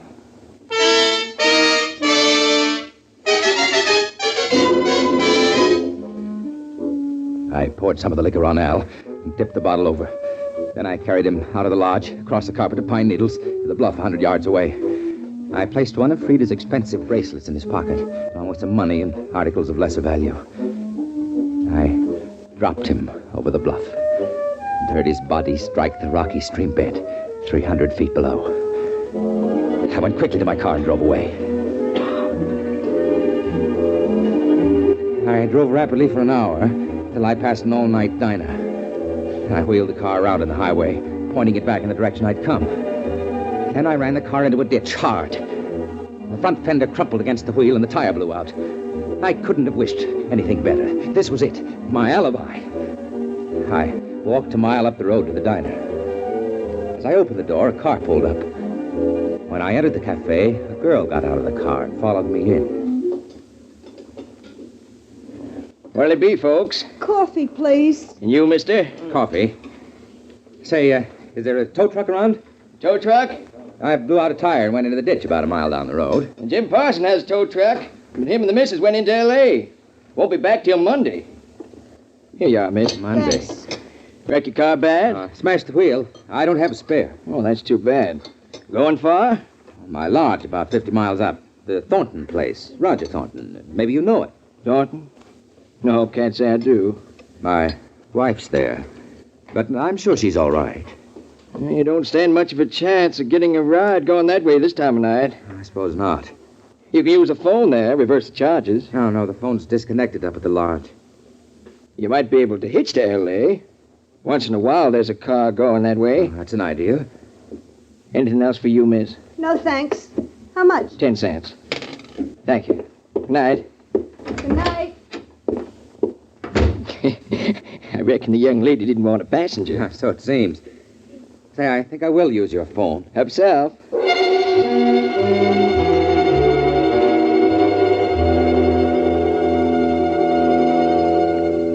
Have you got that straight, Charles?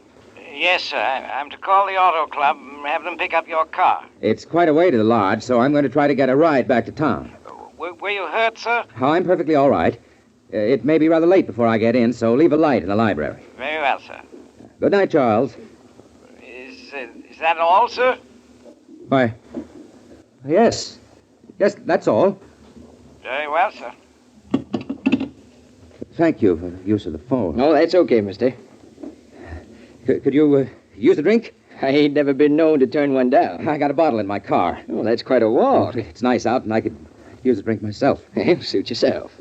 You don't mind if I sit around after I get back? Maybe I can pick up a ride. Glad to have you. I'm open all night. Good. I'll be right back. Mister? What? Yes? Did you say you wanted a ride to L.A.? Why, yes, if you're going that way. Hop in. Well, thank you very much.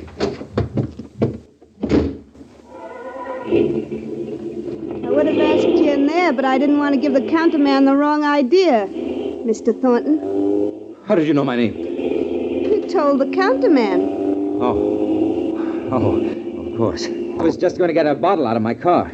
I already got it. You got it? Sure. Nice car, thirsty girl. I had a hunch.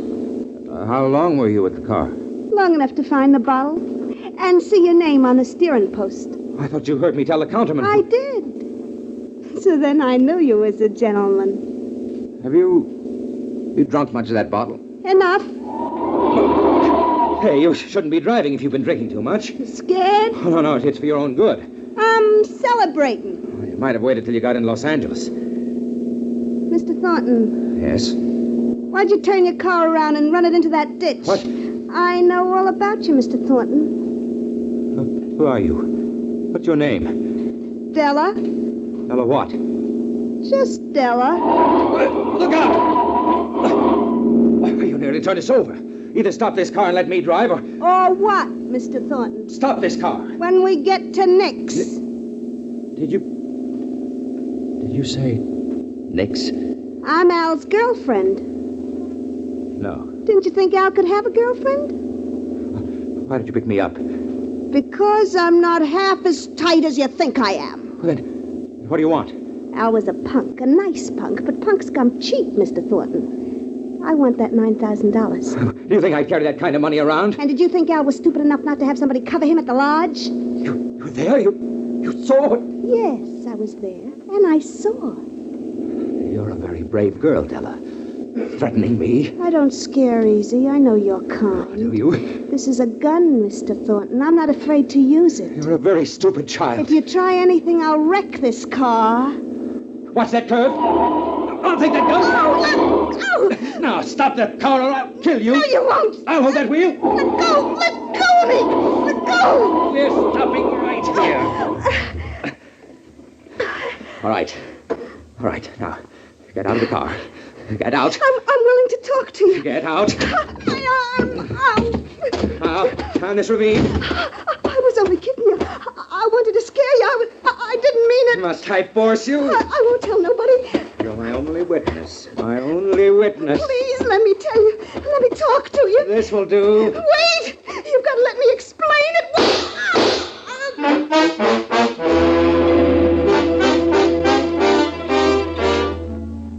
When the girl told me she'd seen me kill Al, I went out of my head. I didn't know what I was doing. I shouldn't have killed her. I was stupid, but I couldn't help it. I couldn't stop.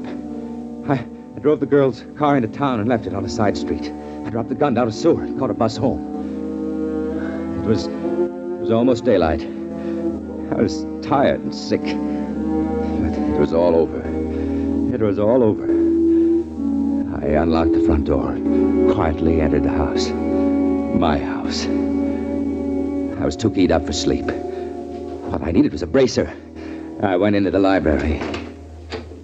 Good morning, Roger. Frida! Who did you expect? Frida, what are you doing here? I've been waiting since you telephoned Charles. I killed them. What? I killed them both. You killed them? Al and the girl, and you're here. You're right here. Stop it. Stop it, Roger. Roger, stop it. I'm so sorry for you. I had it all figured out. I did. That man, Al, the carpenter, he told me everything, Rochester. I had to pay him. You paid him? You? Then it was the girl I saw. She was in the bedroom, pretending to be you, pretending to be dead.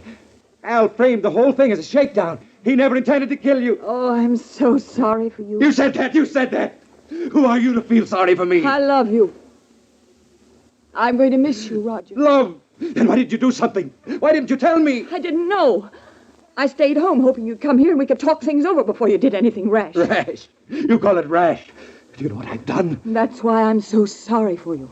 You say that once more, Frida. It was greed, wasn't it, Roger? Greed for my money. I hate you, Frida. I know.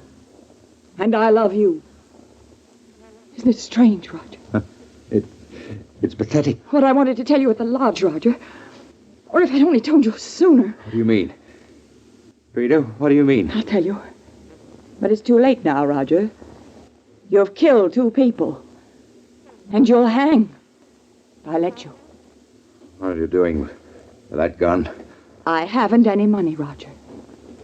I've been wiped out. That's what I wanted to tell you. You needn't have killed them. No, Frida. No. But I still love you. No. And I won't let you hang. Goodbye, Roger.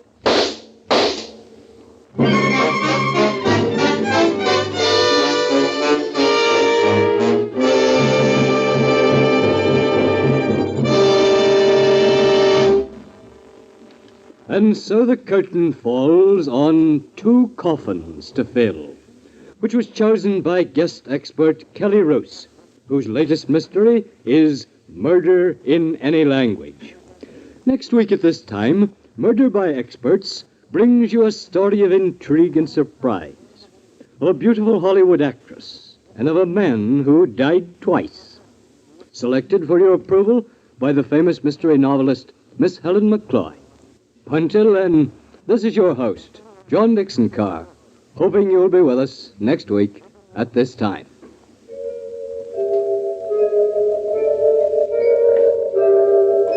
In the cast of Two Coffins to Fill, which was written by Robert Foster, were Carl Weber, Eleanor Phelps, Jimmy Stevens, Miriam Wolfe, and Maurice Tarplin. Music was under the direction of Emerson Buckley and was composed by Richard DuPage. Murder by Experts is produced and directed by Robert A. Arthur and David Cogan. All characters in our story were fictitious, and any resemblance to the names of actual persons was purely coincidental. This is Phil Tonkin speaking.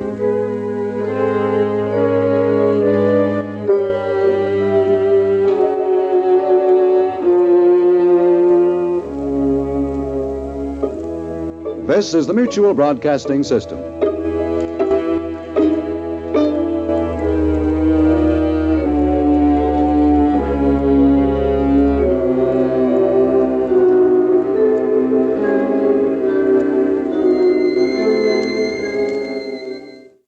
Oy, 76 years ago, July 4th, 1949, Murder by Experts here on Classic Radio Theater with Wyatt Cox. We'll head to a future that might already be here, but it's not. We're going to go back to X-1 and somebody getting a skulking permit.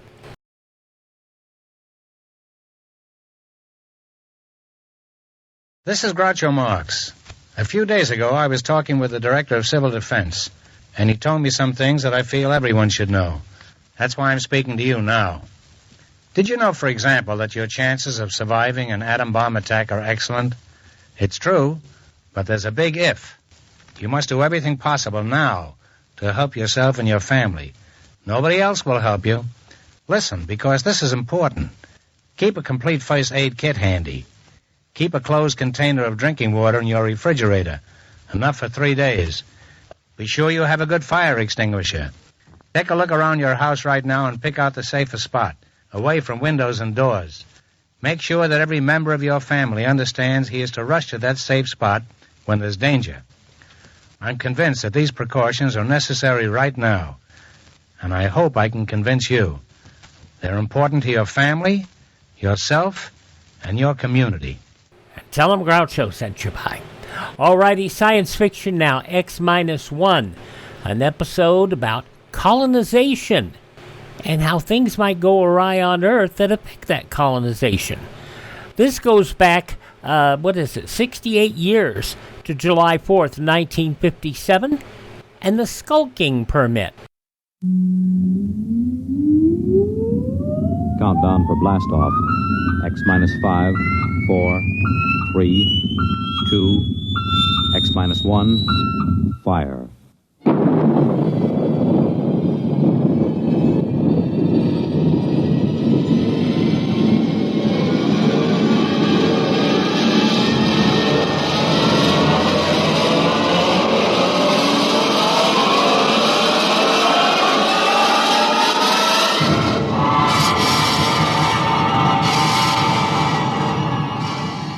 From the far horizons of the unknown come tales of new dimensions in time and space. These are stories of the future, adventures in which you'll live in a million, could be years, on 1,000 maybe worlds. The National Broadcasting Company, in cooperation with Galaxy Science Fiction Magazine, presents X-1.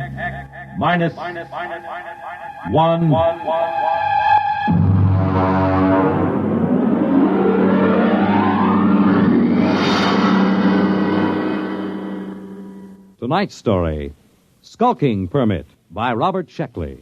But first, hear this. Pick up some Pabst Blue Ribbon. Take it home, chill it, then put it to this test. Have a glass of Pabst with your meals for the next several days. You'll find Pabst Blue Ribbon makes most everything taste better, that it adds zest and sparkle to any meal. Try it. The bright, modern taste of Pabst Blue Ribbon is good any time and wonderful with meals. Pabst is the name. Made by Pabst Brewing Company, Milwaukee, Wisconsin.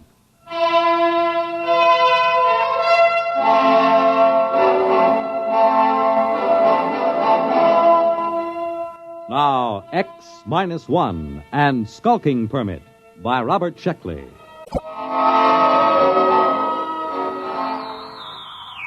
August 16th, year 2204. To Central Colonial Administrative Authority, Alpha Centauri Sector. From Colonial Contact Inspector 37. Subject, lost colony on planet New Delaware. First contact established in 200 years. And proceeding on overdrive for personal investigation.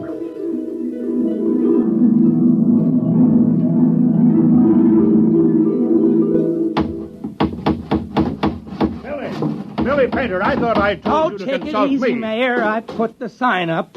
No aliens allowed within city limits.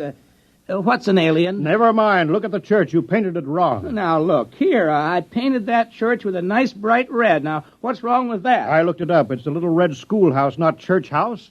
Churches are supposed to be white. Oh, I got along fine enough in New Delaware for 200 years without either of them. Yes, I know, but we need them now, and we haven't got much time. Hey, when do I get a police chief badge? I read that a police chief always gets a badge. Make yourself one. Now, go on. All right, then. Oh, it sure is hot. I don't know why the inspector couldn't have come in the wintertime. Oh, Tom Fisher. Yeah? Come here, Tom. I've got a job for you. Well, now, look, Mayor, I'm on vacation. The fish won't be back in these waters till No vacation, not now. The inspector's due any day. Tom, how would you like to be a criminal? Well, I don't know.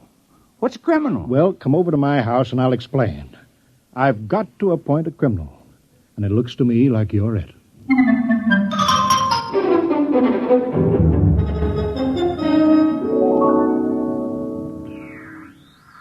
Delaware.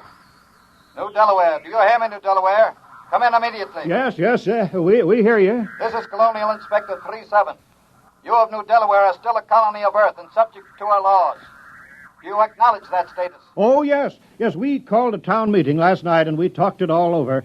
We're still loyal to Earth. Excellent. That saves us the trouble of sending an expeditionary force to reconquer you for Imperial Earth. Imperial? Well, that's funny. All the books talk about Earth as a united democracy. A lot can change in 200 years. You realize, of course, there is room for only one intelligent species in the universe, man. All others must be suppressed, wiped out. We can tolerate no aliens. I'm sure you understand, General. I'm not a general. I'm a mayor. You're in charge, aren't you? Yes. Then you're a general. Be sure you're running an Earth colony, General, with no radical departures from the norm, such as free will, free love, free elections, or anything else on the prescribed list. Get your colony in order, General. Yeah, you see how it is, Tom? Now, about your job, Tom, I'm appointing you town criminal. Well, I don't see why there has to be a criminal. All the books say so. The criminal is as important as the postman or the police chief. He works against society. If you don't have people working against society, how can you have people working for it? I don't want to do it. Oh, now be reasonable, Tom. When this inspector comes, how can I hold my head up and tell him we don't have any crime? Don't you see that? Right there, the whole thing falls through. He'll see that we're not truly Earth-like. We're faking it. We're aliens. And you heard what he said about being rough on aliens. Well, yeah. But why me? Now, I'm supposed to have vacation now that the fishing season's over. Never mind. You're our criminal. Here, I've got this paper all made out for you just to make it legal. Skulking Permit. Know all men with these presents that Tom Fisher is a duly authorized thief and murderer. He is hereby required to skulk in dismal alleys, haunt places of low repute, and break the law. What's law? Well, I'll let you know as fast as I make them up. All Earth colonies have law. But what do we do? Well, you steal and kill. Look, I'll give you a couple of books on it, Tom. Steal as much as you like. One murder should be enough. Don't overdo it. Well, that doesn't sound sensible. Well, you can work up to it. Why don't you start off easy-like by haunting a place of low repute?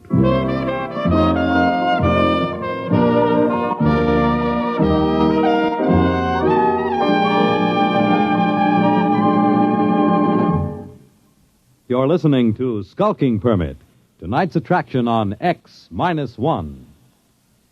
Careful planning and sensible driving add up to an enjoyable vacation trip. Here are a few tips from the National Safety Council that should help make your trip a pleasure instead of a tense, nerve-wracking time. Before you leave, have the car given a thorough checkup to be sure it will always respond properly to your careful control.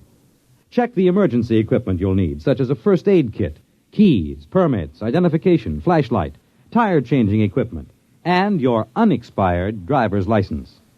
Plan your trip for frequent rest stops with a good night's sleep each night. And then, on your trip, pay attention to the job at hand and don't daydream. Stop off the road to see the sights or read the map.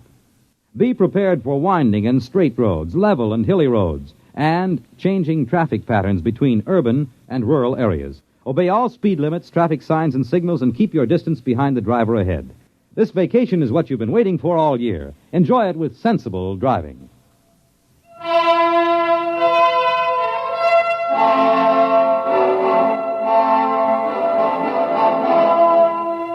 Now back to Skulking Permit on X-1. Miss Filling. Hey, how come you ain't out thieving now, Tom? Oh, I'm planning. My permit says I have to haunt places of low repute, and that's why I'm here. Oh, this ain't no place of low repute. Well, you serve the worst meals in town. Oh, I know. My wife can't cook, but there's a friendly atmosphere here. Folks like it. Tom, now, just a minute there. Oh, hi, Billy. What do you have? I'm on official police business. Now, Tom, what are you doing with that beer? Drinking it. Tom, I think you were planning on stealing it. You're a suspicious character. I think I'd better lock you up for further questioning. No, Billy, what are you doing? I'm doing my duty, Mayor. Tom here is looking mighty suspicious. The book says... I know what the book says. I gave you the book. You can't go arresting Tom, not yet. Huh? Acting suspiciously isn't a crime. All right. But I was just trying to do my job. I'll still get you, Tom. Remember, crime does not pay.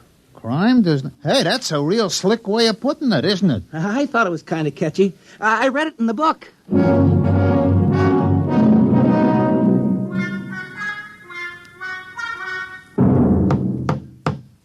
Morning, Marv. How's the schoolhouse coming? Oh, hi, Tom. Fair. Would have come along better if I'd had my saw. Your saw? Yes, I left it leaning against my door last night. Wasn't there this morning, Tom. Oh, yeah, your saw. Well, you know how it is, Marv. I had to practice some skulking last night. Oh, yeah, sure. Say, Tom, do you suppose I could use the saw for a while, just for an hour or two? Well, I don't know. It's legally stolen, you know. Well, I'd give it back. I wouldn't keep anything that was legally stolen. Well, it's in the house with the rest of the loot. Okay, I'll go borrow it then. Tom, I've been looking for you. Oh, morning, Mayor. Did you steal my bronze plaque? Oh, I certainly did. Oh, well, I was just wondering. Well, you got your murder planned? Time is running short. Inspector may land any hour now, so let's get that killing over with. Oh, well, then, I guess I'll kill George Waterman. Why? Why? Why not? What's your motive? Well, I thought you just wanted a murder. Who said anything about a motive? We can't have a fake murder. On Earth, every murderer has a motive. Oh, well, I don't like the way George walks. Never did, and he's noisy sometimes. No, that might be good enough for a crime of passion, but you're a legal criminal, Tom. You're ruthless and cold-blooded and cunning. You can't kill someone just because you don't like the way he walks. That's silly. But I'm supposed to make somebody cease to exist. I mean, like, take Marv Carpenter. Here he is today working on the schoolhouse. Big fella. Now, if I kill him, well, he wouldn't work anymore. Now, I've been trying to imagine it. Marv Carpenter lying on the ground with his eyes glaring open and his mouth twisted and never going to hold a piece of wood in his hands again or never sing a song or have a beer or anything. It just kind of makes me sick. I mean, I can go on with the thieving, but murder... Yes, I know, but it's your job, Tom. It's for the good of the village. Murder? Oh, I better go have another beer. Hey, what's that? That must be the inspector's ship landing. Come on, let's go see.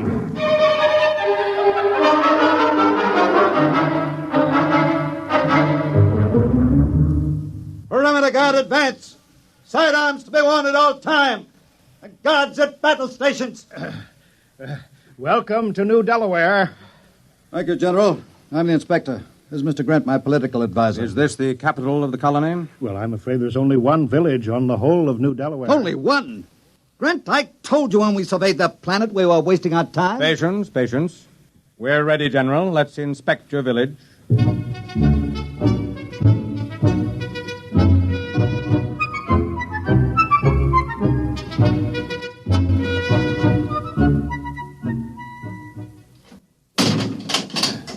See, we've got it all. Jail, post office, church, little red schoolhouse. Oh, we're very normal. Very earthly. Grant, this place is worthless. No smelting, no heavy industry, no atomics, no taxation, they don't have anything. They'll be downgraded at the next colonial board. Why, this place is a utopia. It's subversive. We ought to blow it right out of the sky. Now, don't be despondent, Inspector. New Delaware has a very important commodity for us. What? You saw them, hulking peasants, nothing but farmers. Yes, strong, healthy farmers. Good cannon fodder. Oh. Let me take over. General. Yes, sir? How many able young men are there in the village between the ages of 15 and 60? Why? You see, General, Imperial Earth is engaged in a war. The colonies in Ding 4 are revolting against the authority of Mother Earth. Oh, I'm sorry to hear that. We need good, healthy fighting men. Our reserves are depleted. We wish to give all loyal colonists a chance to fight for Mother Earth.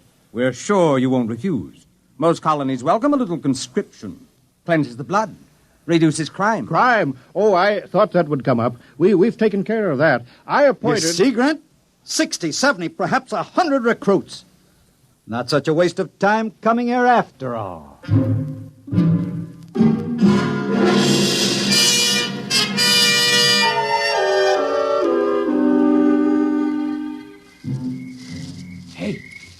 Hey, wait a minute, Mayor. Oh, hello, Tom. What are you doing? Well, you said there had to be a murder, so No, wait just a minute. Look, I didn't mean me. It can't be me. You haven't any motive. Well, I've been pretty sore about you appointing me town criminal. Look, it was the mayor who appointed you, wasn't it? Well, sure. Well, then, look, I'm not the mayor anymore. I'm a general. Look, you see, stars, gold braid. Well, what's that got to do with it? Well, you missed the ceremony this afternoon, Tom. The inspector said I had to wear a general's uniform. It was a very friendly ceremony. All the Earthmen were winking at me and each other. Oh, congratulations. But you were the mayor when you appointed me criminal, so my motive still holds. Yes, but killing a general isn't murder. It's mutiny. Oh, well, I'm sorry. Oh, that's all right, Tom. It's just that I've read up on it and you haven't. Well, I better get back. The inspector wants a lot of the men he can draft. Are you sure this murder is necessary? Oh, yes. Yes, absolutely. Just not me.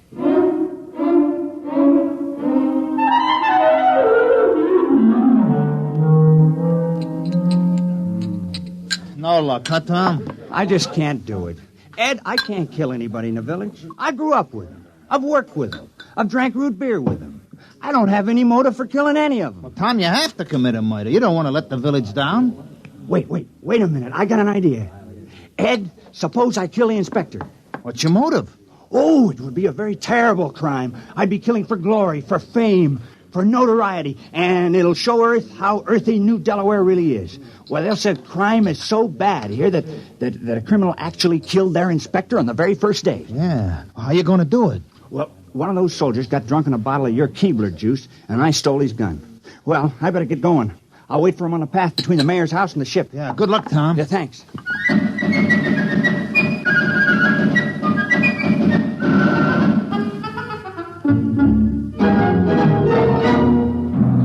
Hut, 2, 3, 4. Hut, 2, 3, 4. Keep in line there. What a sloppy crew, all their feet. Still, it's a nice night's work. With those landing parties dying like flies, we can use every new man we can get. Shh! Don't say that. What? Are you afraid the mayor will hear me? Don't be ridiculous. It's a completely passive population, sheep-like, obedient. But wait till those sergeants get hold of them at the base. They'll whip them into first-class fighting men in no time. Halt! Stand and deliver! Why, it's Tom. Hands up, Inspector. I got you covered. Now, the rest of you, drop your guns and move out of the way. What? Now, see here. Now, go on. Now, drop those guns. What's the meaning of this? And who are you? Tom Fisher. I'm the town criminal. I'm going to kill the inspector. Now, please move out of the way. Criminal? So that's what the mayor was prattling about. Now, I know we haven't had any murders in 200 years, but I'm changing that now. Move out of the way. Well, I suppose I'd better get out of the line of fire, eh? Now, wait a minute, wait. Now, don't move. Now, I know just how to do it. I've been thinking about it. I'll push this button and you'll die. Now, you'll fall down on the path, and your eyes will be open and your mouth twisted, and no air going in and out of your lungs, and no beat to your heart. And I can't do it. Here's your gun. Take it. I don't want it. Quick after him. Sergeant, have the entire ship's company turned out. General, I want all your people out looking for him. Shoot on sight. Kill him instantly. Oh, we couldn't do that. Although we appreciate the compliment. What that means? He's a criminal, yes. That's what I'm trying to explain. I appointed him. We had to have one. You what?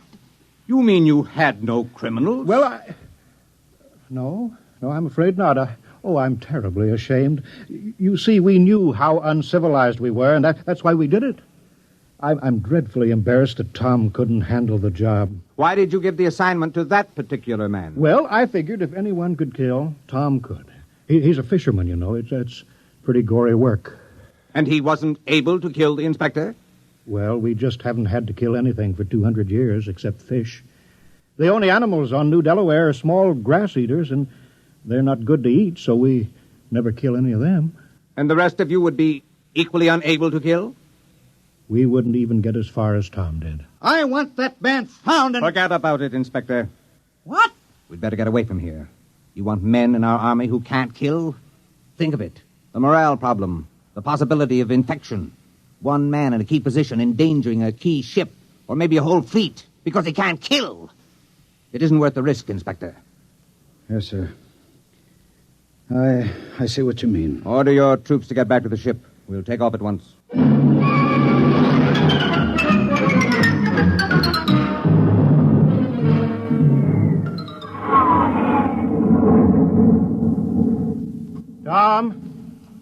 Tom, you can come out now. Tom, they're gone. He's hiding around here somewhere, Mayor. Yeah. Tom? Oh, Tom. Here I am. I'm sorry I bungled it. I guess I won't be needing my skulking permit anymore. No, I guess not. Well, we did our best. I had the chance, and then I let you all down. Oh, Tom, it's not your fault. And look how long it took Earth to get civilized. Thousands of years, and we were trying to do it in 2 weeks. Yeah. Well, we better get back to the village. Looks like rain. Yep. Soon I'll start fishing again. Say. What is it, Tom? I think I could have done it if I'd only had the sense to think of the inspector as a fish. Well, it's too late now. I guess I'll let the village down.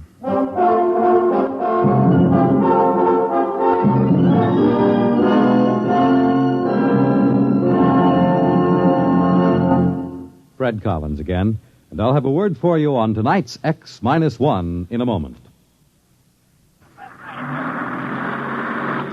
This is Bob Haynes speaking to you from somewhere in the Caribbean. I am aboard a UDT personnel landing craft. That's the Underwater Demolitions Team.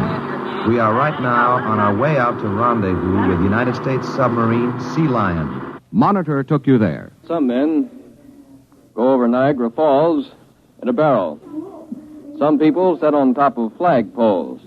But we have a man by the name of Rajah Phillips from India who is buried alive right in the center of a furniture store here in Owensboro, Kentucky. And Monitor took you there. Big events, little events, offbeat events, comedy, music, news, and sports. They're all part of the top variety of entertainment Monitor brings you all weekend long. This is Frank Blair inviting you to join us on Monitor every weekend and Friday nights, too, on most of these NBC stations. You have just heard X-1, presented by the National Broadcasting Company in cooperation with Galaxy Science Fiction Magazine, which this month features Blaze of Glory by Robert Silverberg. Galaxy Magazine on your newsstand today. Tonight, X-1 has brought you Skulking Permit, a story from the pages of Galaxy written by Robert Sheckley and adapted for radio by Ernest Kenoy. Featured in our cast were Richard Hamilton, Wendell Holmes, Dean Almquist, Mandel Kramer, Ted Osborne, Santos Ortega, and Bob Hastings. This is Fred Collins. X-1 was directed by Daniel Sutter and is an NBC Radio Network production.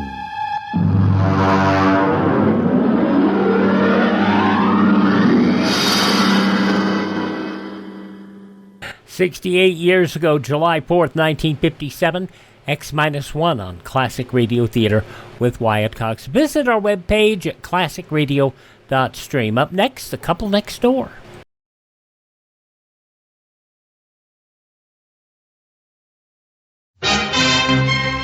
What's with the basket, Mom? Picnic? Nope, this is Grandma's pantry, modern version. Great, Mom. Only what's it for? Civil defense. And you're the one who brought the idea home from scout meeting. Here, help me check off the list. Fruit juice? Yup. Powdered milk? Right. Canned meats? Into civil defense comes Grandma's Pantry, the symbol of preparedness. Unexpected company, Grandma always had plenty for everyone. No matter what unexpected disaster, your family should have a 7-day supply of food on hand, kept well protected in jars or tins, and safe in a shelter area. In an emergency or during evacuation in case of enemy attack, it's too late to plan. You will have to depend on your own resources, on Grandma's pantry. Assure the future. Know the 6 steps to survival. Make this year your family's year for civil defense. You take the first step. Civil defense, an American tradition. Be prepared. You can never tell when supply disruptions might affect it. Doesn't necessarily have to be an atomic weapon that does it either. But then I think we learned that. Okay, let's check in with an episode of The Couple Next Door, Peg Lynch and Alan Bunce, from July 4th, 1960. CBS Radio brings you The Couple Next Door, written by Peg Lynch and starring Peg Lynch and Alan Bunce.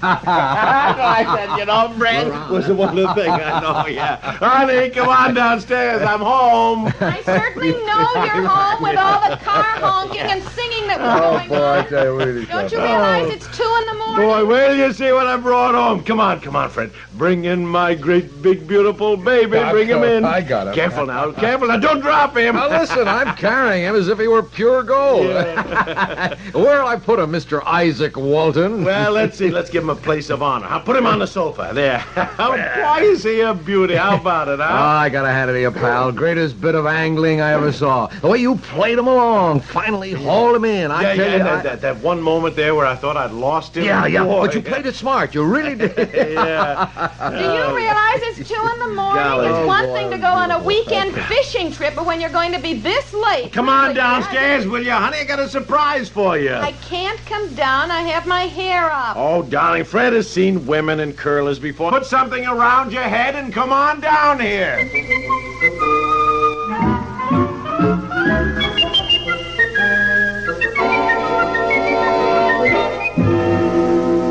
Oh, honey, for Pete's sakes, what are you doing? Boy, women. What do you mean, boy, women? Naturally, we were worried.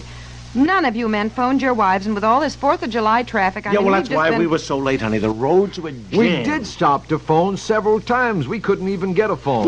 Never mind that, will you? Let's tell her the news, Fred. Come on.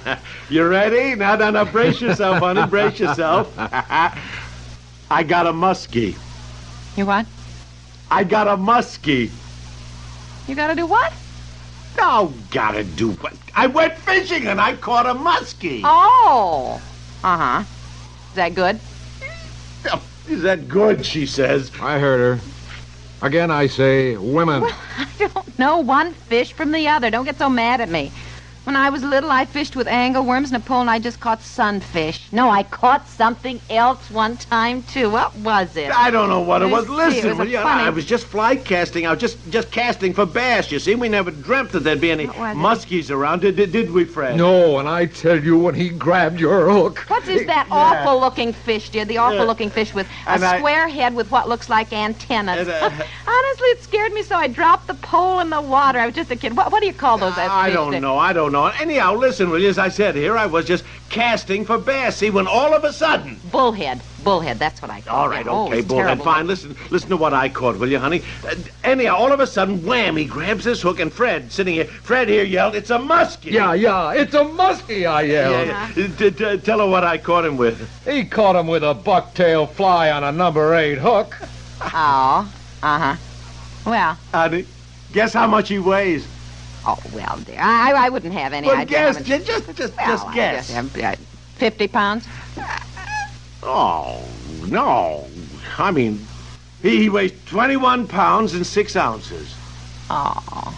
Well, I wouldn't feel too badly, honey. The sunfish I used to get from this little thing. I feel wonderful. What are you talking about? 21 pounds, 6 ounces? That's a big fish. Your old man was quite a celebrity. Everybody taking pictures of him. It was beautiful the way you brought that baby in, and with that light line. Yeah, it was tricky, all right. Yeah, I had to play him along, you know. Well, okay, I want you to see him, honey. Now, come in the living room. Fred, room. Unveil the muskie. Ready? Lift the paper off. my couch. He's not a dirty old fish. Can you get that clean young fish right off the... we've just had this recovered. Oh, look, it's all wet and slimy and dripping. Yeah, I guess it is dripping a little bit, pal. Maybe you'd better take him out. Well, all right. I'll put him on the back porch, for Pete's sake. Hold the paper under it. Hold the paper under it. Don't let it drip all over the rug, too. I guess I'd better run along. Good night. I'll see you, pal. And bring back a cloth from the kitchen. Honest. Oh, yes. Good night, Fred. Idea of putting a fish on a couch in the living room. You know, you talk about women being peculiar. I say, really, men. Yeah, well, good night. Good night. Oh, good night, Fred. Boy, all I can say is you certainly know how to take the starch out of a man. Only a little ice water anyhow. You don't seem to realize that catching a 21-pound, 6-ounce muskie is absolutely sensational. Well, I'm sorry. Wasn't it a muskie you caught once before? Well, nothing like this, for heaven's sake. Why, when we got back to the dock and the news spread around, do you know that guys drove from miles away just to see my muskie? Well, I'm sorry, dear, but I guess I was just worried because you were so late. It's wonderful to have such a nice big fish. Who'll we ask? About what? For dinner. For dinner? Dinner? We're not eating him. Oh, well, isn't it the kind you can eat?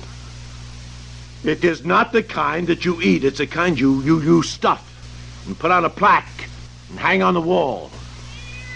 Well... You don't seem to understand that I caught the largest muskie probably ever caught in this state. Yeah, listen, did you say you put that fish on the back porch? Yes, and I'm going to find a taxidermist tomorrow, and I'm... Sounds like our cats, and they're fighting. Look, never mind the cats, will you? I want to tell you something. Those cats are fighting all the time anyhow. The point is... The point is the cats are on the back porch, and don't cats like fish? Oh! Well... Oh, my muskie! Oh, my muskie, my beautiful muskie!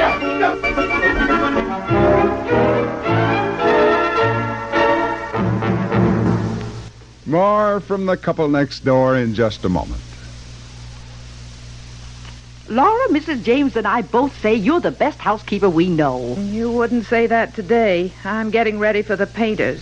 Lately, I've had headaches and muscular aches and pains. Can't do half I should. Don't just put up with discomfort like that.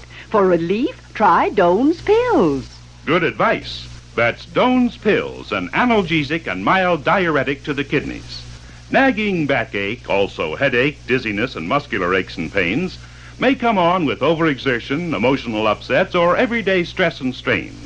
Doan's pain-relieving action is often the answer, and they also offer mild diuretic action through the kidneys.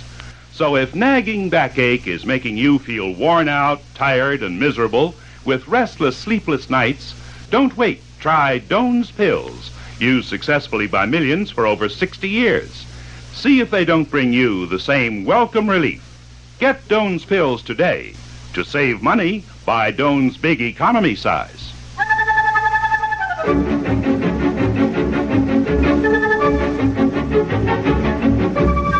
Dear, is the fish all right? Did the cats get at it? Let me see. Oh, honey, how awful. Hold the back door open. I'll bring him in. Put him on the kitchen table, dear. It's all right. It's just a plastic tablecloth. Oh, it isn't too bad, dear. Look at his head. Well, I bet the taxidermist can fix that, honey. Now, don't worry. Oh, sweetheart, you feel awful, don't you? I only remember feeling this way once before in my life. I haven't thought of it since. I was just a kid. I dropped my teddy bear out the window of a train, and Mother said, "There, now you see, it's gone forever." Uh-huh. Yeah. Well, now, this isn't gone forever. Most of the muskie is all right. And after the taxidermist sews him up, he may just have a couple of scars on his head, dear. Now, don't think about that. He really is a beauty. Come on. Cheer up. I'll fix some coffee. Tell me again how you caught him. No, it's late. Let's get to bed. You caught him with a wingtail fly on a number 6 hook. Go on, tell me all about it. I want to hear. Bucktail fly, for Pete's sake. It's on a number 8 hook. Oh, bucktail, number 8 hook. Well, that's the thing, you see. I mean, it's almost impossible. See, when he grabbed my hook and he leaped out of the water, Fred yelled, "It's a muskie!"